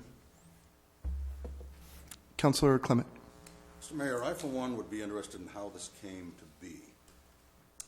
I go back, I don't know, about 6 or 7 weeks when our deputy administrator and our fire chief met with United Ambulance and had a prolonged discussion about the situation. At the 11th hour of our budget deliberations, we're met with this request for money, and I have some concerns. I think there are things that the city needs to look at. Looking at the tax exemption given to the organization involved here, it's roughly $110,095,600 a year that they have for tax-exempt property. They're asking us for an additional $360,000. I don't have a problem with some type of a, call it a subsidy, I guess, but I think we need to sit down and negotiate with this entity and have some assurances. Currently, there are a number of questions floating around. I think most councilors here, if I might, through you, direct a question. Did everybody receive the letter from the fire department that came out late this afternoon? Had a chance to read that? Okay. I have no problem with working out something that would benefit all of us, but I'm not in favor of coming up with $360,000 at this point in the budget process without some assurances. Those assurances would have to include staffing levels, both equipment and personnel. You would have to include percentage or response times. I mean, the city of Lewiston is hanging out there right now with a 30-day guarantee. That's all we have. They can quit in 30 days. I don't want to see that happen. I don't want to see us go into the ambulance business. But without some type of assurance, mutual assurance from both parties, that we have something tangible, I'm not in favor of giving any money. Thank you. Further discussion from the council? Councillor Harriman. I guess, well, first of all, thank you all for being here. As was stated in the presentation a couple weeks ago, the United Ambulance hasn't taken any city money in, I believe, the entire time it's been in existence, which is something like 30-something years. So to me, this amount of money, if you think about it over that time period, it's not a whole lot per year. We're also not, it seems to me that this is kind of like some of these other requests we've had from nonprofit agencies. We're not really signing a new agreement or anything with United, so I don't really see the necessity for certain guarantees on things. I mean, they're doing a great job now. They're doing the best that they can with the current, the current climate as far as being able to hire people, the cost of fuel and such. And I just don't feel like there needs to be, we didn't put any restrictions on any of the other people who we gave donations to. And I just don't feel like we really need, it sounds like a contract basically, and I don't think we're signing a contract right now. So it just doesn't seem appropriate. Thank you. Councillor Jelinas. Thank you. So I'll sort of come in somewhere between Councillor Clement and Councillor Harriman. I thank you for being here. And I know that, while this isn't a contract, I would just want to know, because of the fiduciary responsibility that we hold, right? I'd want to know, I know a lot of the issues have been in response to workforce or lack of workforce, so I can't imagine that your agency has not contemplated some different models or some kind of action plans around how to address some of the issues that have come as a result of lowered workforce. So I would just be open to hearing something like that. Again, not a signed contract, but some kind of action plan that I'm sure you must have in place before coming forward with a request like this.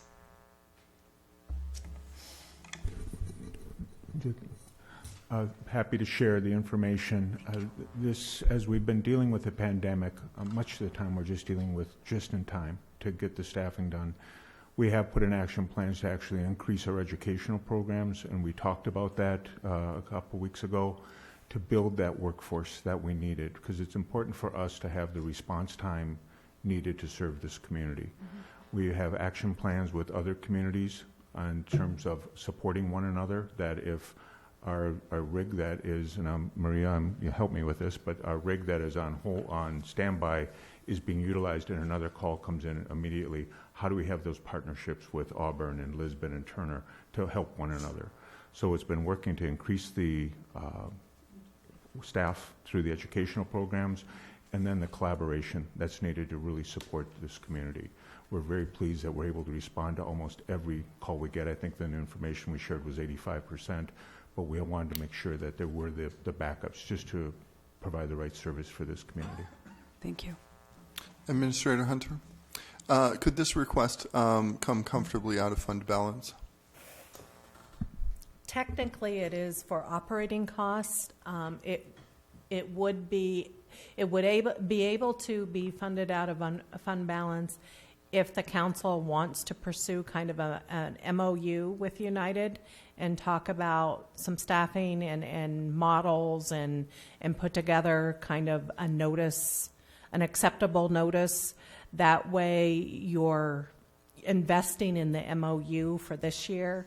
And then at the same time, we could talk about future operating cost contributions and what that model looks like. That would also be outlined in the MOU as well. Councillor Scott. Thank you, Mr. Mayor. So thank you for coming back this evening. And I guess I'm a little more in line with Councillor Jelinas. I'm a little bit in between both, and I understand where Councillor Clement is coming from because, I got to be honest with you, when I saw this, I was a little like, oh gosh, we just finished our budget. We're just getting ready. We're voting tonight on the school budget, and my heart went, oh. It's like, where are we going to come up with this, and do we have to cut and go back and look at stuff? So I was really concerned about that. I would be now saying that, you're an extremely important asset in our community. If we don't have you, who's coming to pick up my husband if I have to call an ambulance? Honestly, I think about that's where my head went. And I've had to use the service many times for different family reasons, and that's concerning to me. So I think that, as a city council and as a community, we need to look at and see what we can do because of the number of years you've done for our community and what you've done for our community. But I wouldn't disagree that we need to have a little bit more oversight on this. If it can be done with the general, if we can look at that in that direction, and then with an MOU and talking about future, where we're going to be, how this is going to be looked at, I would like a little bit more of that information as well so that we're sure that we're doing our due diligence on all of this. And I hope that you would understand that that's our responsibility to do that, and that's a significant amount of money when we were just last week talking about $5,000 on the budget. So we have to do that, but That's where I'm coming from right now. Councilor LaChapelle. Thank you. Thank you for coming. This has been a really good working situation between the municipality and the hospitals and the United Ambulance Service. I hope you don't feel in any way this is us being frustrated with you at all. I'm frustrated with the lack of support that we're seeing from the state level for reimbursement, and knowing that, what is it, like $300 million they owe the hospitals at this point across the state of Maine.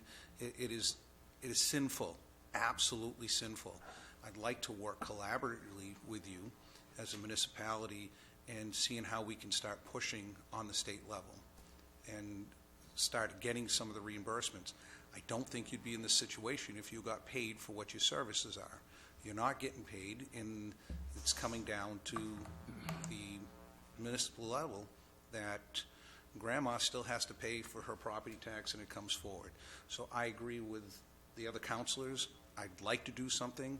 I think we need to work together, and there are a lot of smart people here that we can figure something out and see how we can assist you, and not only the year to year, because this is not just a 1 year.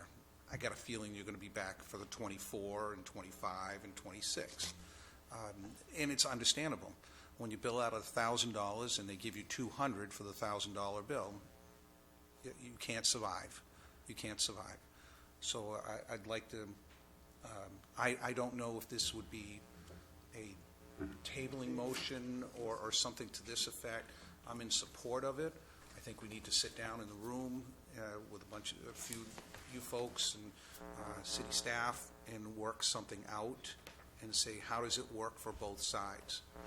I don't think we're saying no at all, but then what else can we do besides the money that we're giving you? What else can we do? Can we start talking to our state representatives, our state senator, and start lobbying Augusta on your behalf? So we're definitely in support. I apologize for the situation that you're in as a resident of the city of Lewiston that has used the service. The utmost professional group of people, and we're blessed to have 2 hospitals within our municipality and an excellent ambulance service. So the next question would be, how do we proceed, and what would be strategic, procedural at this point? Mr. Mayor? Administrator Hunter, would you like to add something? Certainly. I mean, one thing the council can do is direct administration to use the fund balance for this year to provide seed money to develop an agreement that outlines future courses of action with United Ambulance, and then come back and present the MOU to the city council. Are you suggesting that we fund it out of fund balance and then develop an MOU for future years? Or That's correct. I see. Okay. That's the caveat that allows you to use fund balance. I see. Okay. Thank you for clarification. Councilor Clement? Thank you, Mr. Mayor. I would like to move that the council consider seeding $100,000 out of fund balance with the understanding that we will sit down with the entities, negotiate an MOU. Perchance, we might even come up with a full 360. I think we have that available in fund balance, knowing that fund balance cannot be used for operating costs, but only for a capital thing, and this would be the establishment. Contrary to what the councilor from Ward 3 said, this is a contractual arrangement, and I think we owe it to the citizens of Lewiston to establish such a relationship for their protection. I'm not averse to us. I'm a former chief of service myself, so I know what EMS is all about. I know what it means to communities. I serve not only our city, but several surrounding communities. Each and every one of them had a contract with us. We had to have that in order to survive. There's no money to be made in emergency medicine. None whatsoever. I understand that.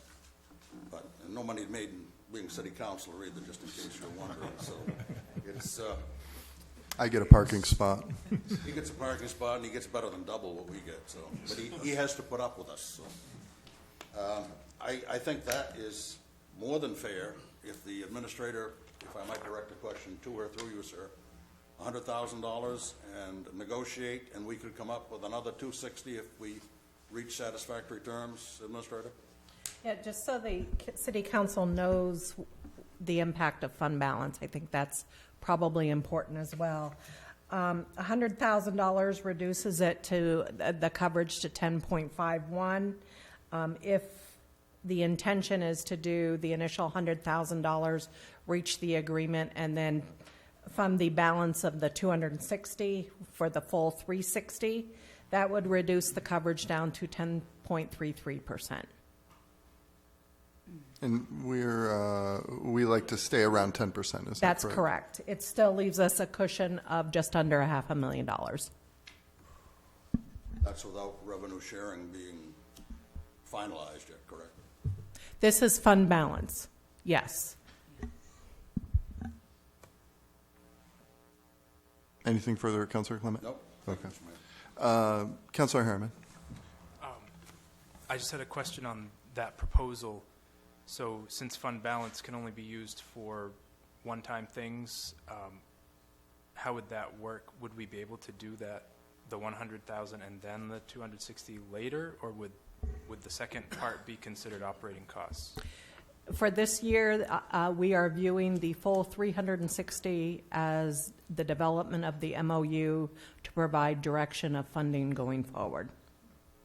And after that, it would be a budgetary impact. Thank you. I believe there is a motion. This motion is for the, what do we need procedurally to do to get to that? I guess, are you, Councillor Clement? Mr. Mayor, I believe I moved that we would support $100,000 as seed money. If we could sit down and negotiate an MOU, then we would consider up to the total 360 based on the understanding from the 360. I put that in the form of a motion. Councillor McCarthy has seconded that. Discussion on that motion. Councillor Scott. So wouldn't that go, and I'm not saying I disagree at all, but did you just say, Administrator Hunter, that it had to be the 360 in order for it to be used that way? And in order to, or can we do, I just want clarification on that we could still do, if we did the 100,000 now and 260 later, we can legally do that, it's good. That's correct. Okay. Then I'm good with that. Further discussion from the council? Public comment on this agenda item? Please state your name and if you're a Lewiston resident. Okay. My name is Rick Kai. I'm president of the Lewiston Firefighters.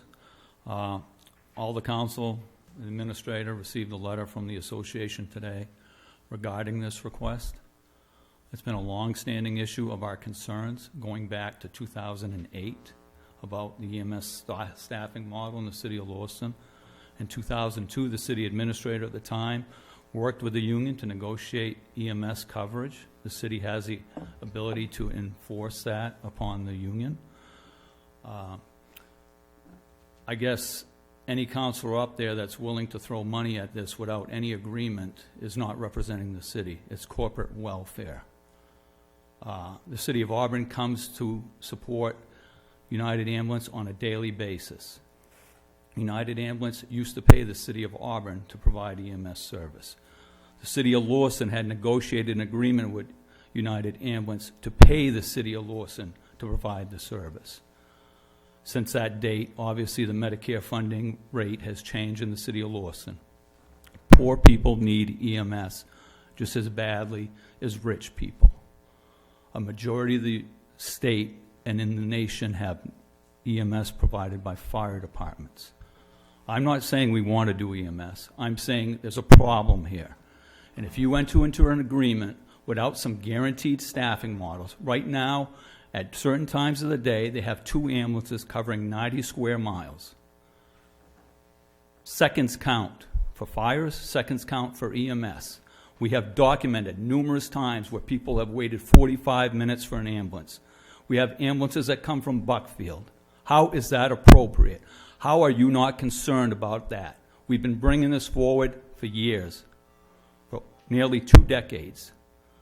And when I read that agreement today, I was blown away that they're coming asking for money for providing the service they provide. I know I'm probably making enemies of you people up there. We're in negotiations. I get all that. But morally, this is not correct. We have to have an agreement that provides dedicated service. If the $360,000 for them to provide dedicated service, I'd be up there championing the cause. We need to do something. It's broken. It's been broken for years, and no one seems to care. Our firefighters have to wait for ambulances. We hear calls where they say it'll be a few minutes before we release a call for heart attacks. You probably see those people in the obituary. In 2011, we served the city administrator with an actual call, and I can provide that to you if you want, where a woman called 3 times asking where the ambulance was. How is that right? Thank you.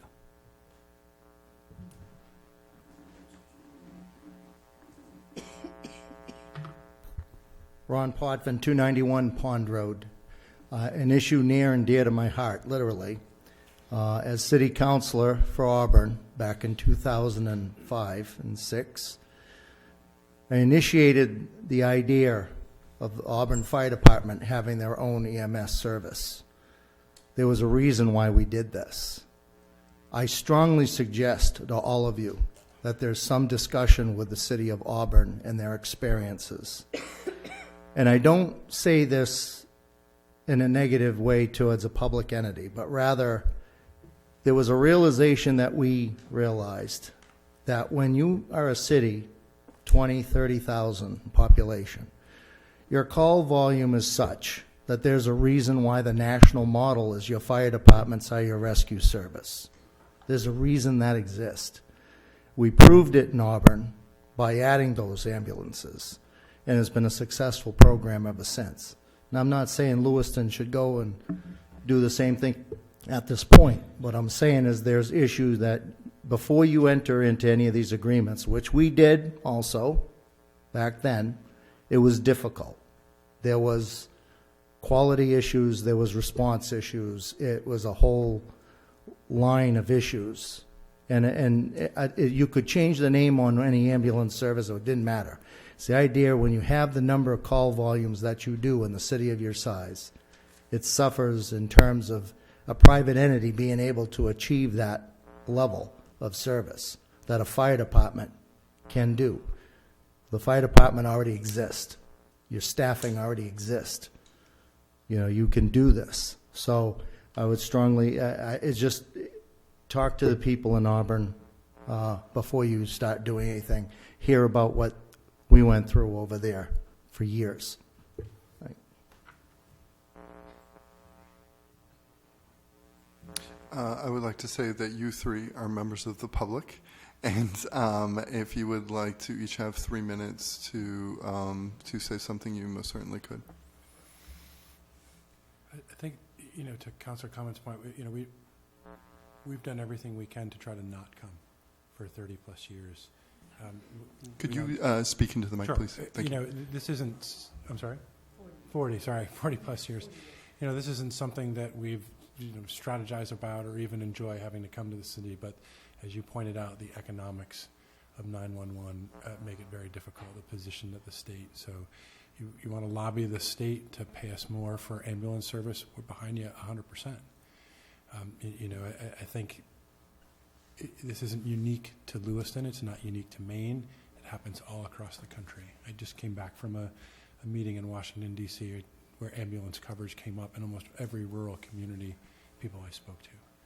So I know it's a difficult decision, and you know, I think that the organization has supported the community for a long time, and this is the last thing that we wanted to do. So we apologize for the last-minute nature of it, but we're pretty sure that we can figure out how to meet the needs if we sit down with the administration.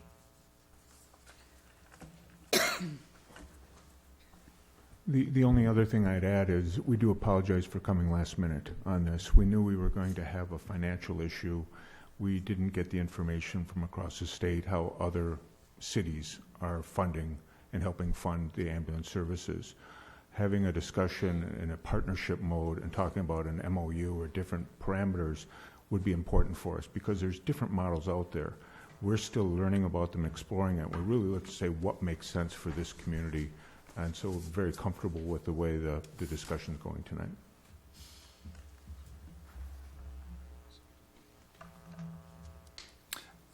Any further public comment? Back to the council for discussion. Councillor Clement? Mr. Mayor, I think it would be appropriate if we elicit some response from the organizations that they are willing to work with us in view of the fact that we're coming up with some seed money. Give us a guarantee that they will sit down and negotiate in good faith. We want to see you succeed. We don't see adding another $5 or $6 million to our budget every year. Yeah, I think what you've asked for is fair. We're happy to sit down. Okay. That being the case, then I would ask that we move the question. Do we have a second? Madam Clerk? Sure, it's been moved and seconded to move the question. So let me just jot this down here. So, Councillor from Ward 3. Yes. Ward 4? Yes. Ward 5? Yes. Ward 6? Yes. Ward 7? Yes. Ward 1? Yes. Ward 2? Yes. Motion passed by a vote of 7-0. So the main motion is before you, which is to appropriate $100,000 from fund balance now and to work with United Ambulance Service on a memorandum of understanding, and to consider future funding up to $260,000 if you can come to terms on the MOU. I would insert from fund balance. From fund balance. Fund balance. Thank you. Thank you. Counselor from Ward 2? I'm sorry, Ward 3? Yes. Ward 4? Yes. Ward 5? Yes. Ward 6? Yes. Ward 7? Yes. Ward 1? Yes. Ward 2? Yes. Motion passed by a vote of 7-0. Thank you. Thank you, all three. I appreciate it. Thank you. Thank you, gentlemen. Point of order, Mr. Mayor. What happens to that first motion that we had on the floor? The first motion, well, the motion that was printed in your book was just to review the request and to determine a course of action. Okay, that was what was we printed in your book. Okay. So it was really, that motion was basically just sort of moving it forward. That motion really wasn't actually necessary because it was really just having a discussion to then create a direction. Thank you. Yes, thank you. Just didn't remember the motion. Yes. Agenda item number 12. 13, item number 13. Thank you, Madam Clerk. To receive the Finance Committee's recommendation regarding the proposed fiscal year 2023 municipal budget. Requested action to receive and review the recommendation of the Finance Committee regarding the proposed fiscal year 2023 municipal budget. I have a motion. Councillor Pease. Councillor McCarthy. Discussion?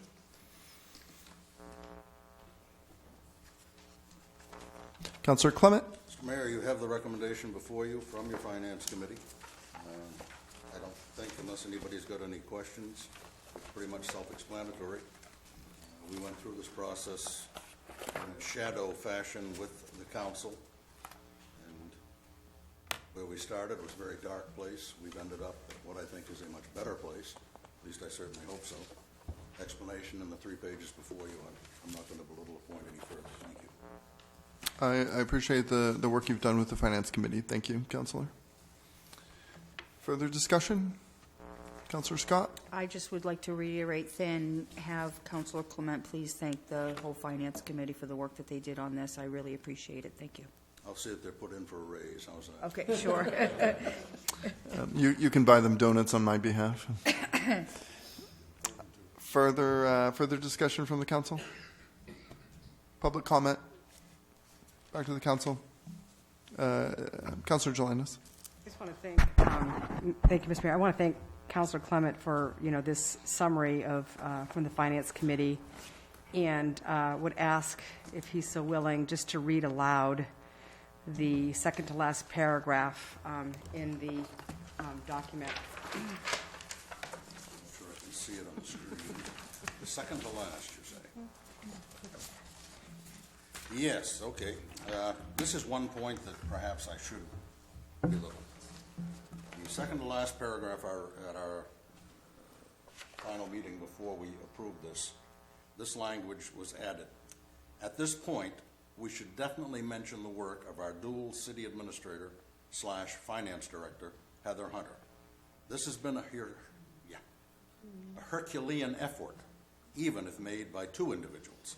For a single person to perform both functions simultaneously and to do so successfully deserves acknowledgement. Thank you, Heather. Thank you.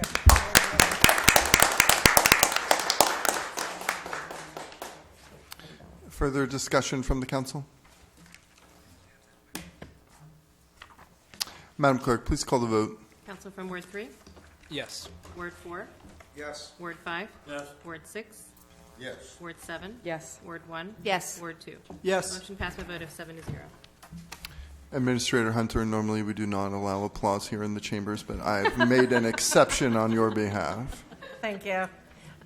Before the clerk reads agenda item number 14, the new amount based upon the United Ambulance vote would be $7,268,064. Duly noted. Thank you.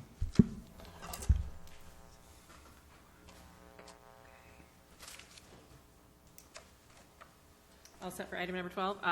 14. Item number 14. Resolve authorizing the use of $7,268,064 from the general fund unassigned fund balance for capital outlay purchases and other one-time expenses. Requested action to approve the resolve authorizing the use of $7,268,064 from the general fund undesignated fund balance for capital outlay purchases and other one-time expenses. May I have a motion? Councilor Pease, followed by Councilor Clement. Discussion. Public comment. Back to the council. Madam Clerk, please call the vote. Council from Ward 3, Yes. Ward 4, Yes. Ward 5, Yes. Ward 6, Yes. Ward 7, Yes. Ward 1, Yes. Ward 2. Yes. Motion passed by a vote of 7 to 0. Item number 15. Item number 15, order authorizing the city administrator to provide city services and funding for city nonprofit organization activities in accordance with the fiscal year 2023 City Council approved list. Requested action to approve the order authorizing the city administrator to provide city services totaling $48,874.25 and funding in the amount of $15,040 for city nonprofit organization activities in accordance with the fiscal year 2023 City Council approved list. So moved. Councilor Harriman, followed by Councilor Clement. Discussion. Public comment. Back to the council. Madam Clerk, please call the vote. Councilor from Ward 3, Yes. Ward 4, Yes. Ward 5, Yes. Ward 6, Yes. Ward 7, Yes. Ward 1, Yes. Ward 2. Yes. Motion passed by a vote of 7 to 0. Thank you, Madam Clerk. Agenda item number 16. Item number 16, resolve approving the final budget adjustments to the fiscal year 2023 municipal budget. Requested action to approve the resolve approving the final budget adjustments to the fiscal year 2023 municipal budget. Councilor LaChapelle, followed by Councilor Pease. Discussion. Back to our public comment. Back to the council. Madam Clerk, please call the vote. Councilor from Ward 3, Yes. Ward 4, Yes. Ward 5, Yes. Ward 6, Yes. Ward 7, Yes. Ward 1, Yes. Ward 2. Yes. Motion passed by a vote of 7 to 0. Agenda item number 17. Item number 17, resolve making an appropriation for municipal budget year 2023. Requested action to approve the resolve making an appropriation for municipal budget year 2023. I have a motion. Councilor LaChapelle, followed by Councilor Pease. Administrator Hunter, would you like to add something? Yes, thank you, Mr. Mayor.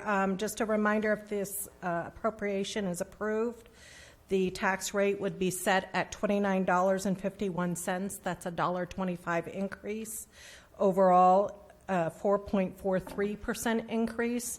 That is less than both the GMP IPD as well as the LD1 stipulation. And it will be the first time in 3 years the city has raised taxes. Thank you. Discussion? Public comment? Back to the council. Councillor Clement? Just briefly, Mr. Mayor, to reiterate what was said earlier from your Finance Committee, we started out at $4.09, I believe, increase in the tax rate. And it's through the efforts of both our school committee, I see represented here tonight, as well as your council, that we brought it in at under $30. I mean, we've talked about this in the 3 years I've been involved in the council, how we would hate to see Lewiston go over 30. We know that probably the only way of addressing that in the future is as we approach a revaluation. That will stabilize things, bring things back into a more realistic world, perhaps. But to keep it under $30 took real efforts this year. And I think everybody here on the dais, as well as our school committee, should be commended for the hard work they put in. Nobody likes to see a tax increase, myself included. But to see a $4.09 tax increase would have been really unpalatable. Thank you. Councillor Pease, did you have something? No, I agree with Councillor Clements.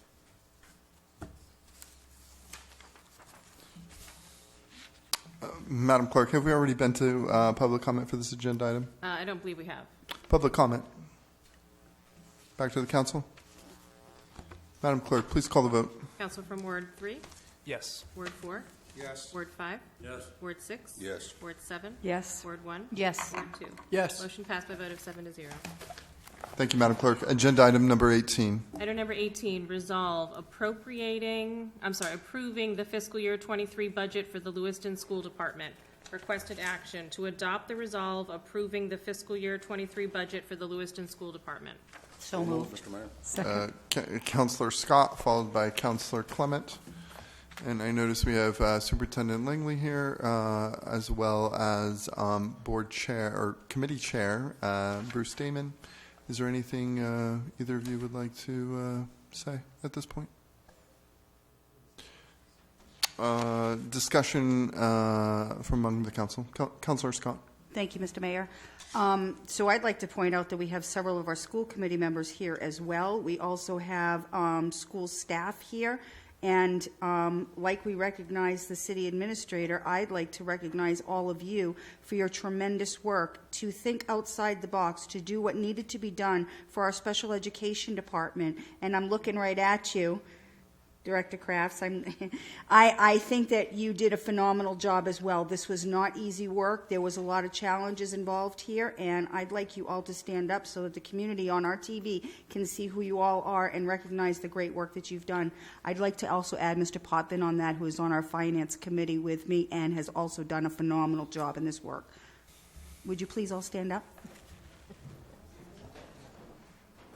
Thank you, school staff. Thank you. Thank you, Councillor Scott. It's very difficult for me to see past the first row, so thank you, everybody. Further comments from the council? Public comment. Please state your name and if you're a Lewiston resident. Carrie Jaded, Ward 1. I know where I live. As long as you make it home tonight. So I'm the parent of 2 children in Lewiston Public Schools. For the past several months, I've been part of a group of Lewiston parents attending meetings and seeking to understand the budget process. And I want to say up front that our school administration should be commended for their thorough audit of the district's finances. I appreciate their commitment to protecting staffing and student services. But it has been extremely discouraging watching the school committee find every last unfilled position, every last penny under the couch cushions, in the hopes that the city council would agree that they had done enough to protect the mill rate by keeping our schools underfunded. The resulting school budget could be worse. But going forward, I urge our city council to rethink what it means to invest in Lewiston. I truly believe that no matter who we are or where we have come from, we all want the best for our children and grandchildren. And we all have a role to play in building a community where families want to live and can thrive. We are a stronger community when ed techs don't leave the profession after having children because they can't afford childcare at the wages they earn. We're a stronger community when families are supported in raising their children to their full potential. We're a stronger community when grandparents can watch their grandkids grow up because young families choose to stay and work and learn here. This morning, I received multiple messages from my children's schools reminding me about Staff Appreciation Week. The challenge to me was to talk to my kids about the things they love about school and to thank a teacher. Some of what I learned from this: Mrs. Gavris is kind. She buys a lot of pencils for the classroom at her own expense. Mr. James introduces my son to music he hasn't heard before. The teachers of Team Voyageur have given my 7th grader the chance to learn about climate change from the combined perspectives of life science, social studies, and literacy. My challenge to the council members is to do the same. Talk to our school staff about what they love about their work. Thank them for what they do. And for the future, make sure our school committee feels empowered to support them with the kind of budget we all deserve. Thank you.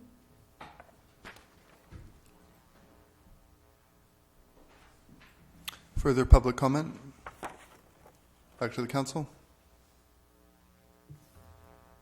Madam Clerk, please call the vote. Council from Ward 3? Yes. Ward 4? Yes. Ward 5? Yes. Ward 6? Yes. Ward 7? Yes. Ward 1? Yes. Ward 2? Yes. Motion passed by a vote of 7-0. Thank you, Madam Clerk. Agenda item number 19. Item number 19, resolve, making an appropriation for the special revenue funds for municipal budget year 2023. Requested action to approve the resolve making an appropriation for the special revenue funds for municipal budget year 2023. I have a Councilor Pease? Councilor McCarthy? Discussion? Public comment? Back to the council. Madam Clerk, please call the vote. Council from Ward 3? Yes. Ward 4? Yes. Ward 5? Yes. Ward 6? Yes. Ward 7? Yes. Ward 1? Yes. Ward 2? Yes. Motion passed by a vote of 7-0. Agenda item number 20. Item number 20, resolve, authorizing the use of $1,500 from the Farrar Fund for costs of basic necessary services for needy individuals. Requested action to approve the resolve, authorizing the use of $1,500 from the Farrar Fund for the cost of basic necessary services for needy individuals. May I have a motion? Councilor Harriman, followed by Councilor Pease. Discussion? Public comment? Back to the council. Madam Clerk. Councilor from Ward 3? Yes. Ward 4? Yes. Ward 5? Yes. Ward 6? Yes. Ward 7? Yes. Ward 1? Yes. Ward 2? Yes. Motion passed by a vote of 7-0. Agenda item number 21. Item number 21, authorizing the use of in-kind city resources for a trash amnesty event in the amount of $1,189. Requested action to authorize the use of in-kind city resources for a trash amnesty event in the amount of $1,189. May I have a motion? So moved. Councilor Clement, Second. followed by Councilor Harriman. Discussion? Councilor Scott. Thank you, Mr. Mayor. I just want to put it out there that I have been invited to join this event, and I believe Councilor Harriman has been invited, and I would invite others to come down and join it. It's a great opportunity to do a little work for our community, but it's also a great opportunity to get a close-up view of what's happening down in that neighborhood and having conversations with the folks in that neighborhood as an elected official. Thank you. Councilor Harriman.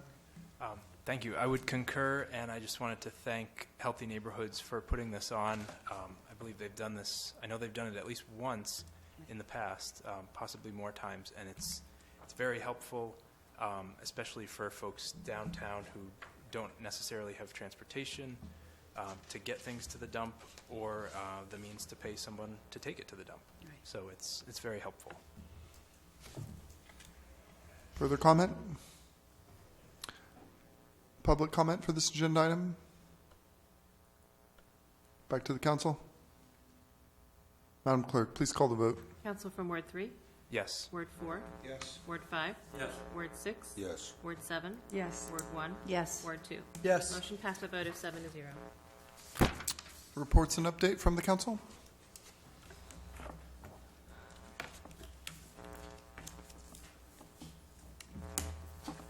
Yep, I have Next, something that I... Oh, yes, Councilor Scott. Thank you. So the school committee met on April 25th. We had a really, kind of like tonight, it was a filled agenda. But we had a few really amazing things outside of the amazing student we had here tonight. I just wanted to point out that we recognized 6 students from the Lewiston Regional Tech Center who will be competing on a national level. They won gold in the state level for blacksmithing, knife making, t-shirt design, advertisement logo design, plumbing and piping and computer design. And I just wanted to point out that the LRTC program and what they're doing with our students and the number of awards that they are currently winning and continue to win is just a phenomenal thing. And I think we as a community need to recognize that. And I just wanted to bring that up specific. We also approved several field trips, which is a wonderful thing to see that our field trips are right back on track again, and we've got several that we've been approving. Just about every school committee meeting, we've got all kinds, and these are field trips anywhere from going to the State Music Festival to visits to Orono, a STEM education fair at Fenway Park, which we were all jealous we wanted to go, but we also had a conversation around, we approved the school calendar for the year. We had a rediscussion, and as we all voted tonight, we approved the fiscal 23-year budget. We also talked about reimbursement for mileage reimbursement to align with what the city is currently giving. I guess Superintendent Langley had spoken with Administrator Hunter about reimbursement for mileage, and we just put it more in a line. We were only giving a reimbursement of 38 cents, and it's 58 cents federally and by the city. So we thought that it was important to align that. The teachers got the same as what city staff would get. And let me see what else we had. And I believe that that was all. That's it. Councillor Scott? Councillor Harriman? Thank you. It's a day late, but I'd just like to say Eid Mubarak to all of our neighbors who celebrated yesterday. Further reports, updates? Mr. Mayor, if we could, we always just like to remind people the council meeting before is an election, just some election details. So a week from today, Tuesday, May 10th, the city will be holding the school budget referendum election. Polls open at 7 a.m. and close at 8 p.m. and all voting will be at the Longleaf School across from the Colisee. Absentee ballots are still available. The deadline to request an absentee ballot is this Thursday at 4 p.m. Thank you. Thank you, Madam Clerk. I encourage everyone to vote. Councillor Clement. Yes. Whether or not early voting in the clerk's office, like all other elections? Yes, that actually can start tomorrow morning. By state law, it cannot start until the budget is passed, which just happened. So, yes, tomorrow morning. But the deadline, again, is a Thursday at 4. So there's a very short window. Thank you. Thank you. Thank you, Councillor Clement. Any agenda item number 23? Any other business? Councillor LaChapelle? Yes, Mr. Mayor, I have 3 items. First, I'd like to recognize Auburn Police Department on what happened within our community last week with that little girl being snatched up, and how quickly Auburn Police Department moved and worked. We are so easy to criticize our law enforcement, and I think it's time that we just recognize, even though it's across the river, they did a marvelous job. They were on top of it. They got assistance from Lewiston, and I believe the state police at the same time, the sheriff's office. So this was just a great job, and I just wanted to say publicly, and maybe, I don't know, just from the council, I'm just impressed, and parents got their little girl home that night, and it could have been far worse than it is now. But I was just very impressed with our law enforcement within Androscoggin County. That's one. There is discussion. I was contacted about a senior advisory committee. We have a youth advisory committee. We have the senior citizens committee, not committee, but senior citizens over at the Armory. And I'd like to bring this up at some point about a seniors advisory committee with youth council. It can't hurt, and we just want to recognize our seniors and what a valuable part They are of our community, and most of us are going to be joining them real soon. So I just... If you're lucky. Okay. If you're lucky. If you're lucky, yeah. So I would just like to see just a seniors advisory committee, something to be formed, and that's just maybe a workshop, something for us to discuss at some point. I would really like to move forward with that. And last but not least, chickens. We brought this up, and I think it's time that we revisit our chicken policy. I like it fried personally, but they're talking about the ones that are living out back of your house. And I have a few constituents that have expressed concern. Staff in the planning department upstairs, code enforcement department, has recognized they do not want to go through the work. I don't want to say that. How do I put this? It's a tough job, and if only one counselor is squawking about chickens, excuse the pun, thank you, it's late, they wanted to get more of a majority, so I'm not asking, this is not a vote, it's just show of hands, do we all want to hear about some chickens, and just to review that ordinance? Well, there's a majority right there, so I would respectfully request that that be put on the agenda so that we can review chickens. Yes, Mr. Mayor. Administrator Hunter, would it be appropriate to add that to an agenda item so that way there can be discussion and then a vote to authorize the planning staff to move forward if a full vote happened at that point? There was a consensus reached, so what I would propose is having a workshop to outline suggested changes, and then once the full consensus on some of the changes will be reached, that it goes to the next meeting for passage. Gotcha. Thank you. Thank you. And that is it on my list. Thank you very much, Mr. Mayor. I would like to add that, I definitely have been talking to seniors. And, I think a committee is in order. I'm not positive that it should be a standing committee, but we could certainly talk about an ad hoc committee and who should be on it. But, Councilor Clement. Yes, Mr. Mayor.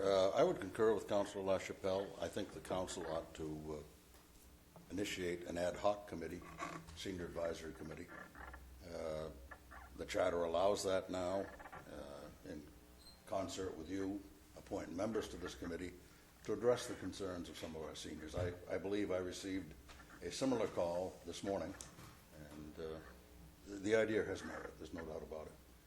And if you're lucky, you may join us someday. You keep it up with the chickens, and it may not happen. Councilor Scott. Thank you, Mr. Mayor. I just want to agree. I also got a phone call. I actually got 2 phone calls, and in respect to a senior advisory committee, a group, however we're going to call it, I think that we should do it sooner rather than later, and I would like to see if we can get that on an agenda right away and not wait. I would prefer to do that over chickens, even though I think chickens are important, but I think our seniors are a little more important. You're talking old chickens? Or? Well, I don't know. Further, new business. Agenda item number 24, Madam Clerk. Item number 24, executive session pursuant to Maine Revised Statutes annotated Title 1, Section 4056C, to discuss an economic development issue of which the premature disclosure of the information would prejudice the competitive bargaining position of the city. Requested action to enter into an executive session pursuant to Maine Revised Statutes annotated Title 1, Section 4056C, to discuss an economic development issue of which the premature disclosure of the information would prejudice the competitive bargaining position of the city. May I have a motion? Councilor Pease, followed by Councilor Clement. Discussion. Madam Clerk, please call the vote. Council from Ward 3?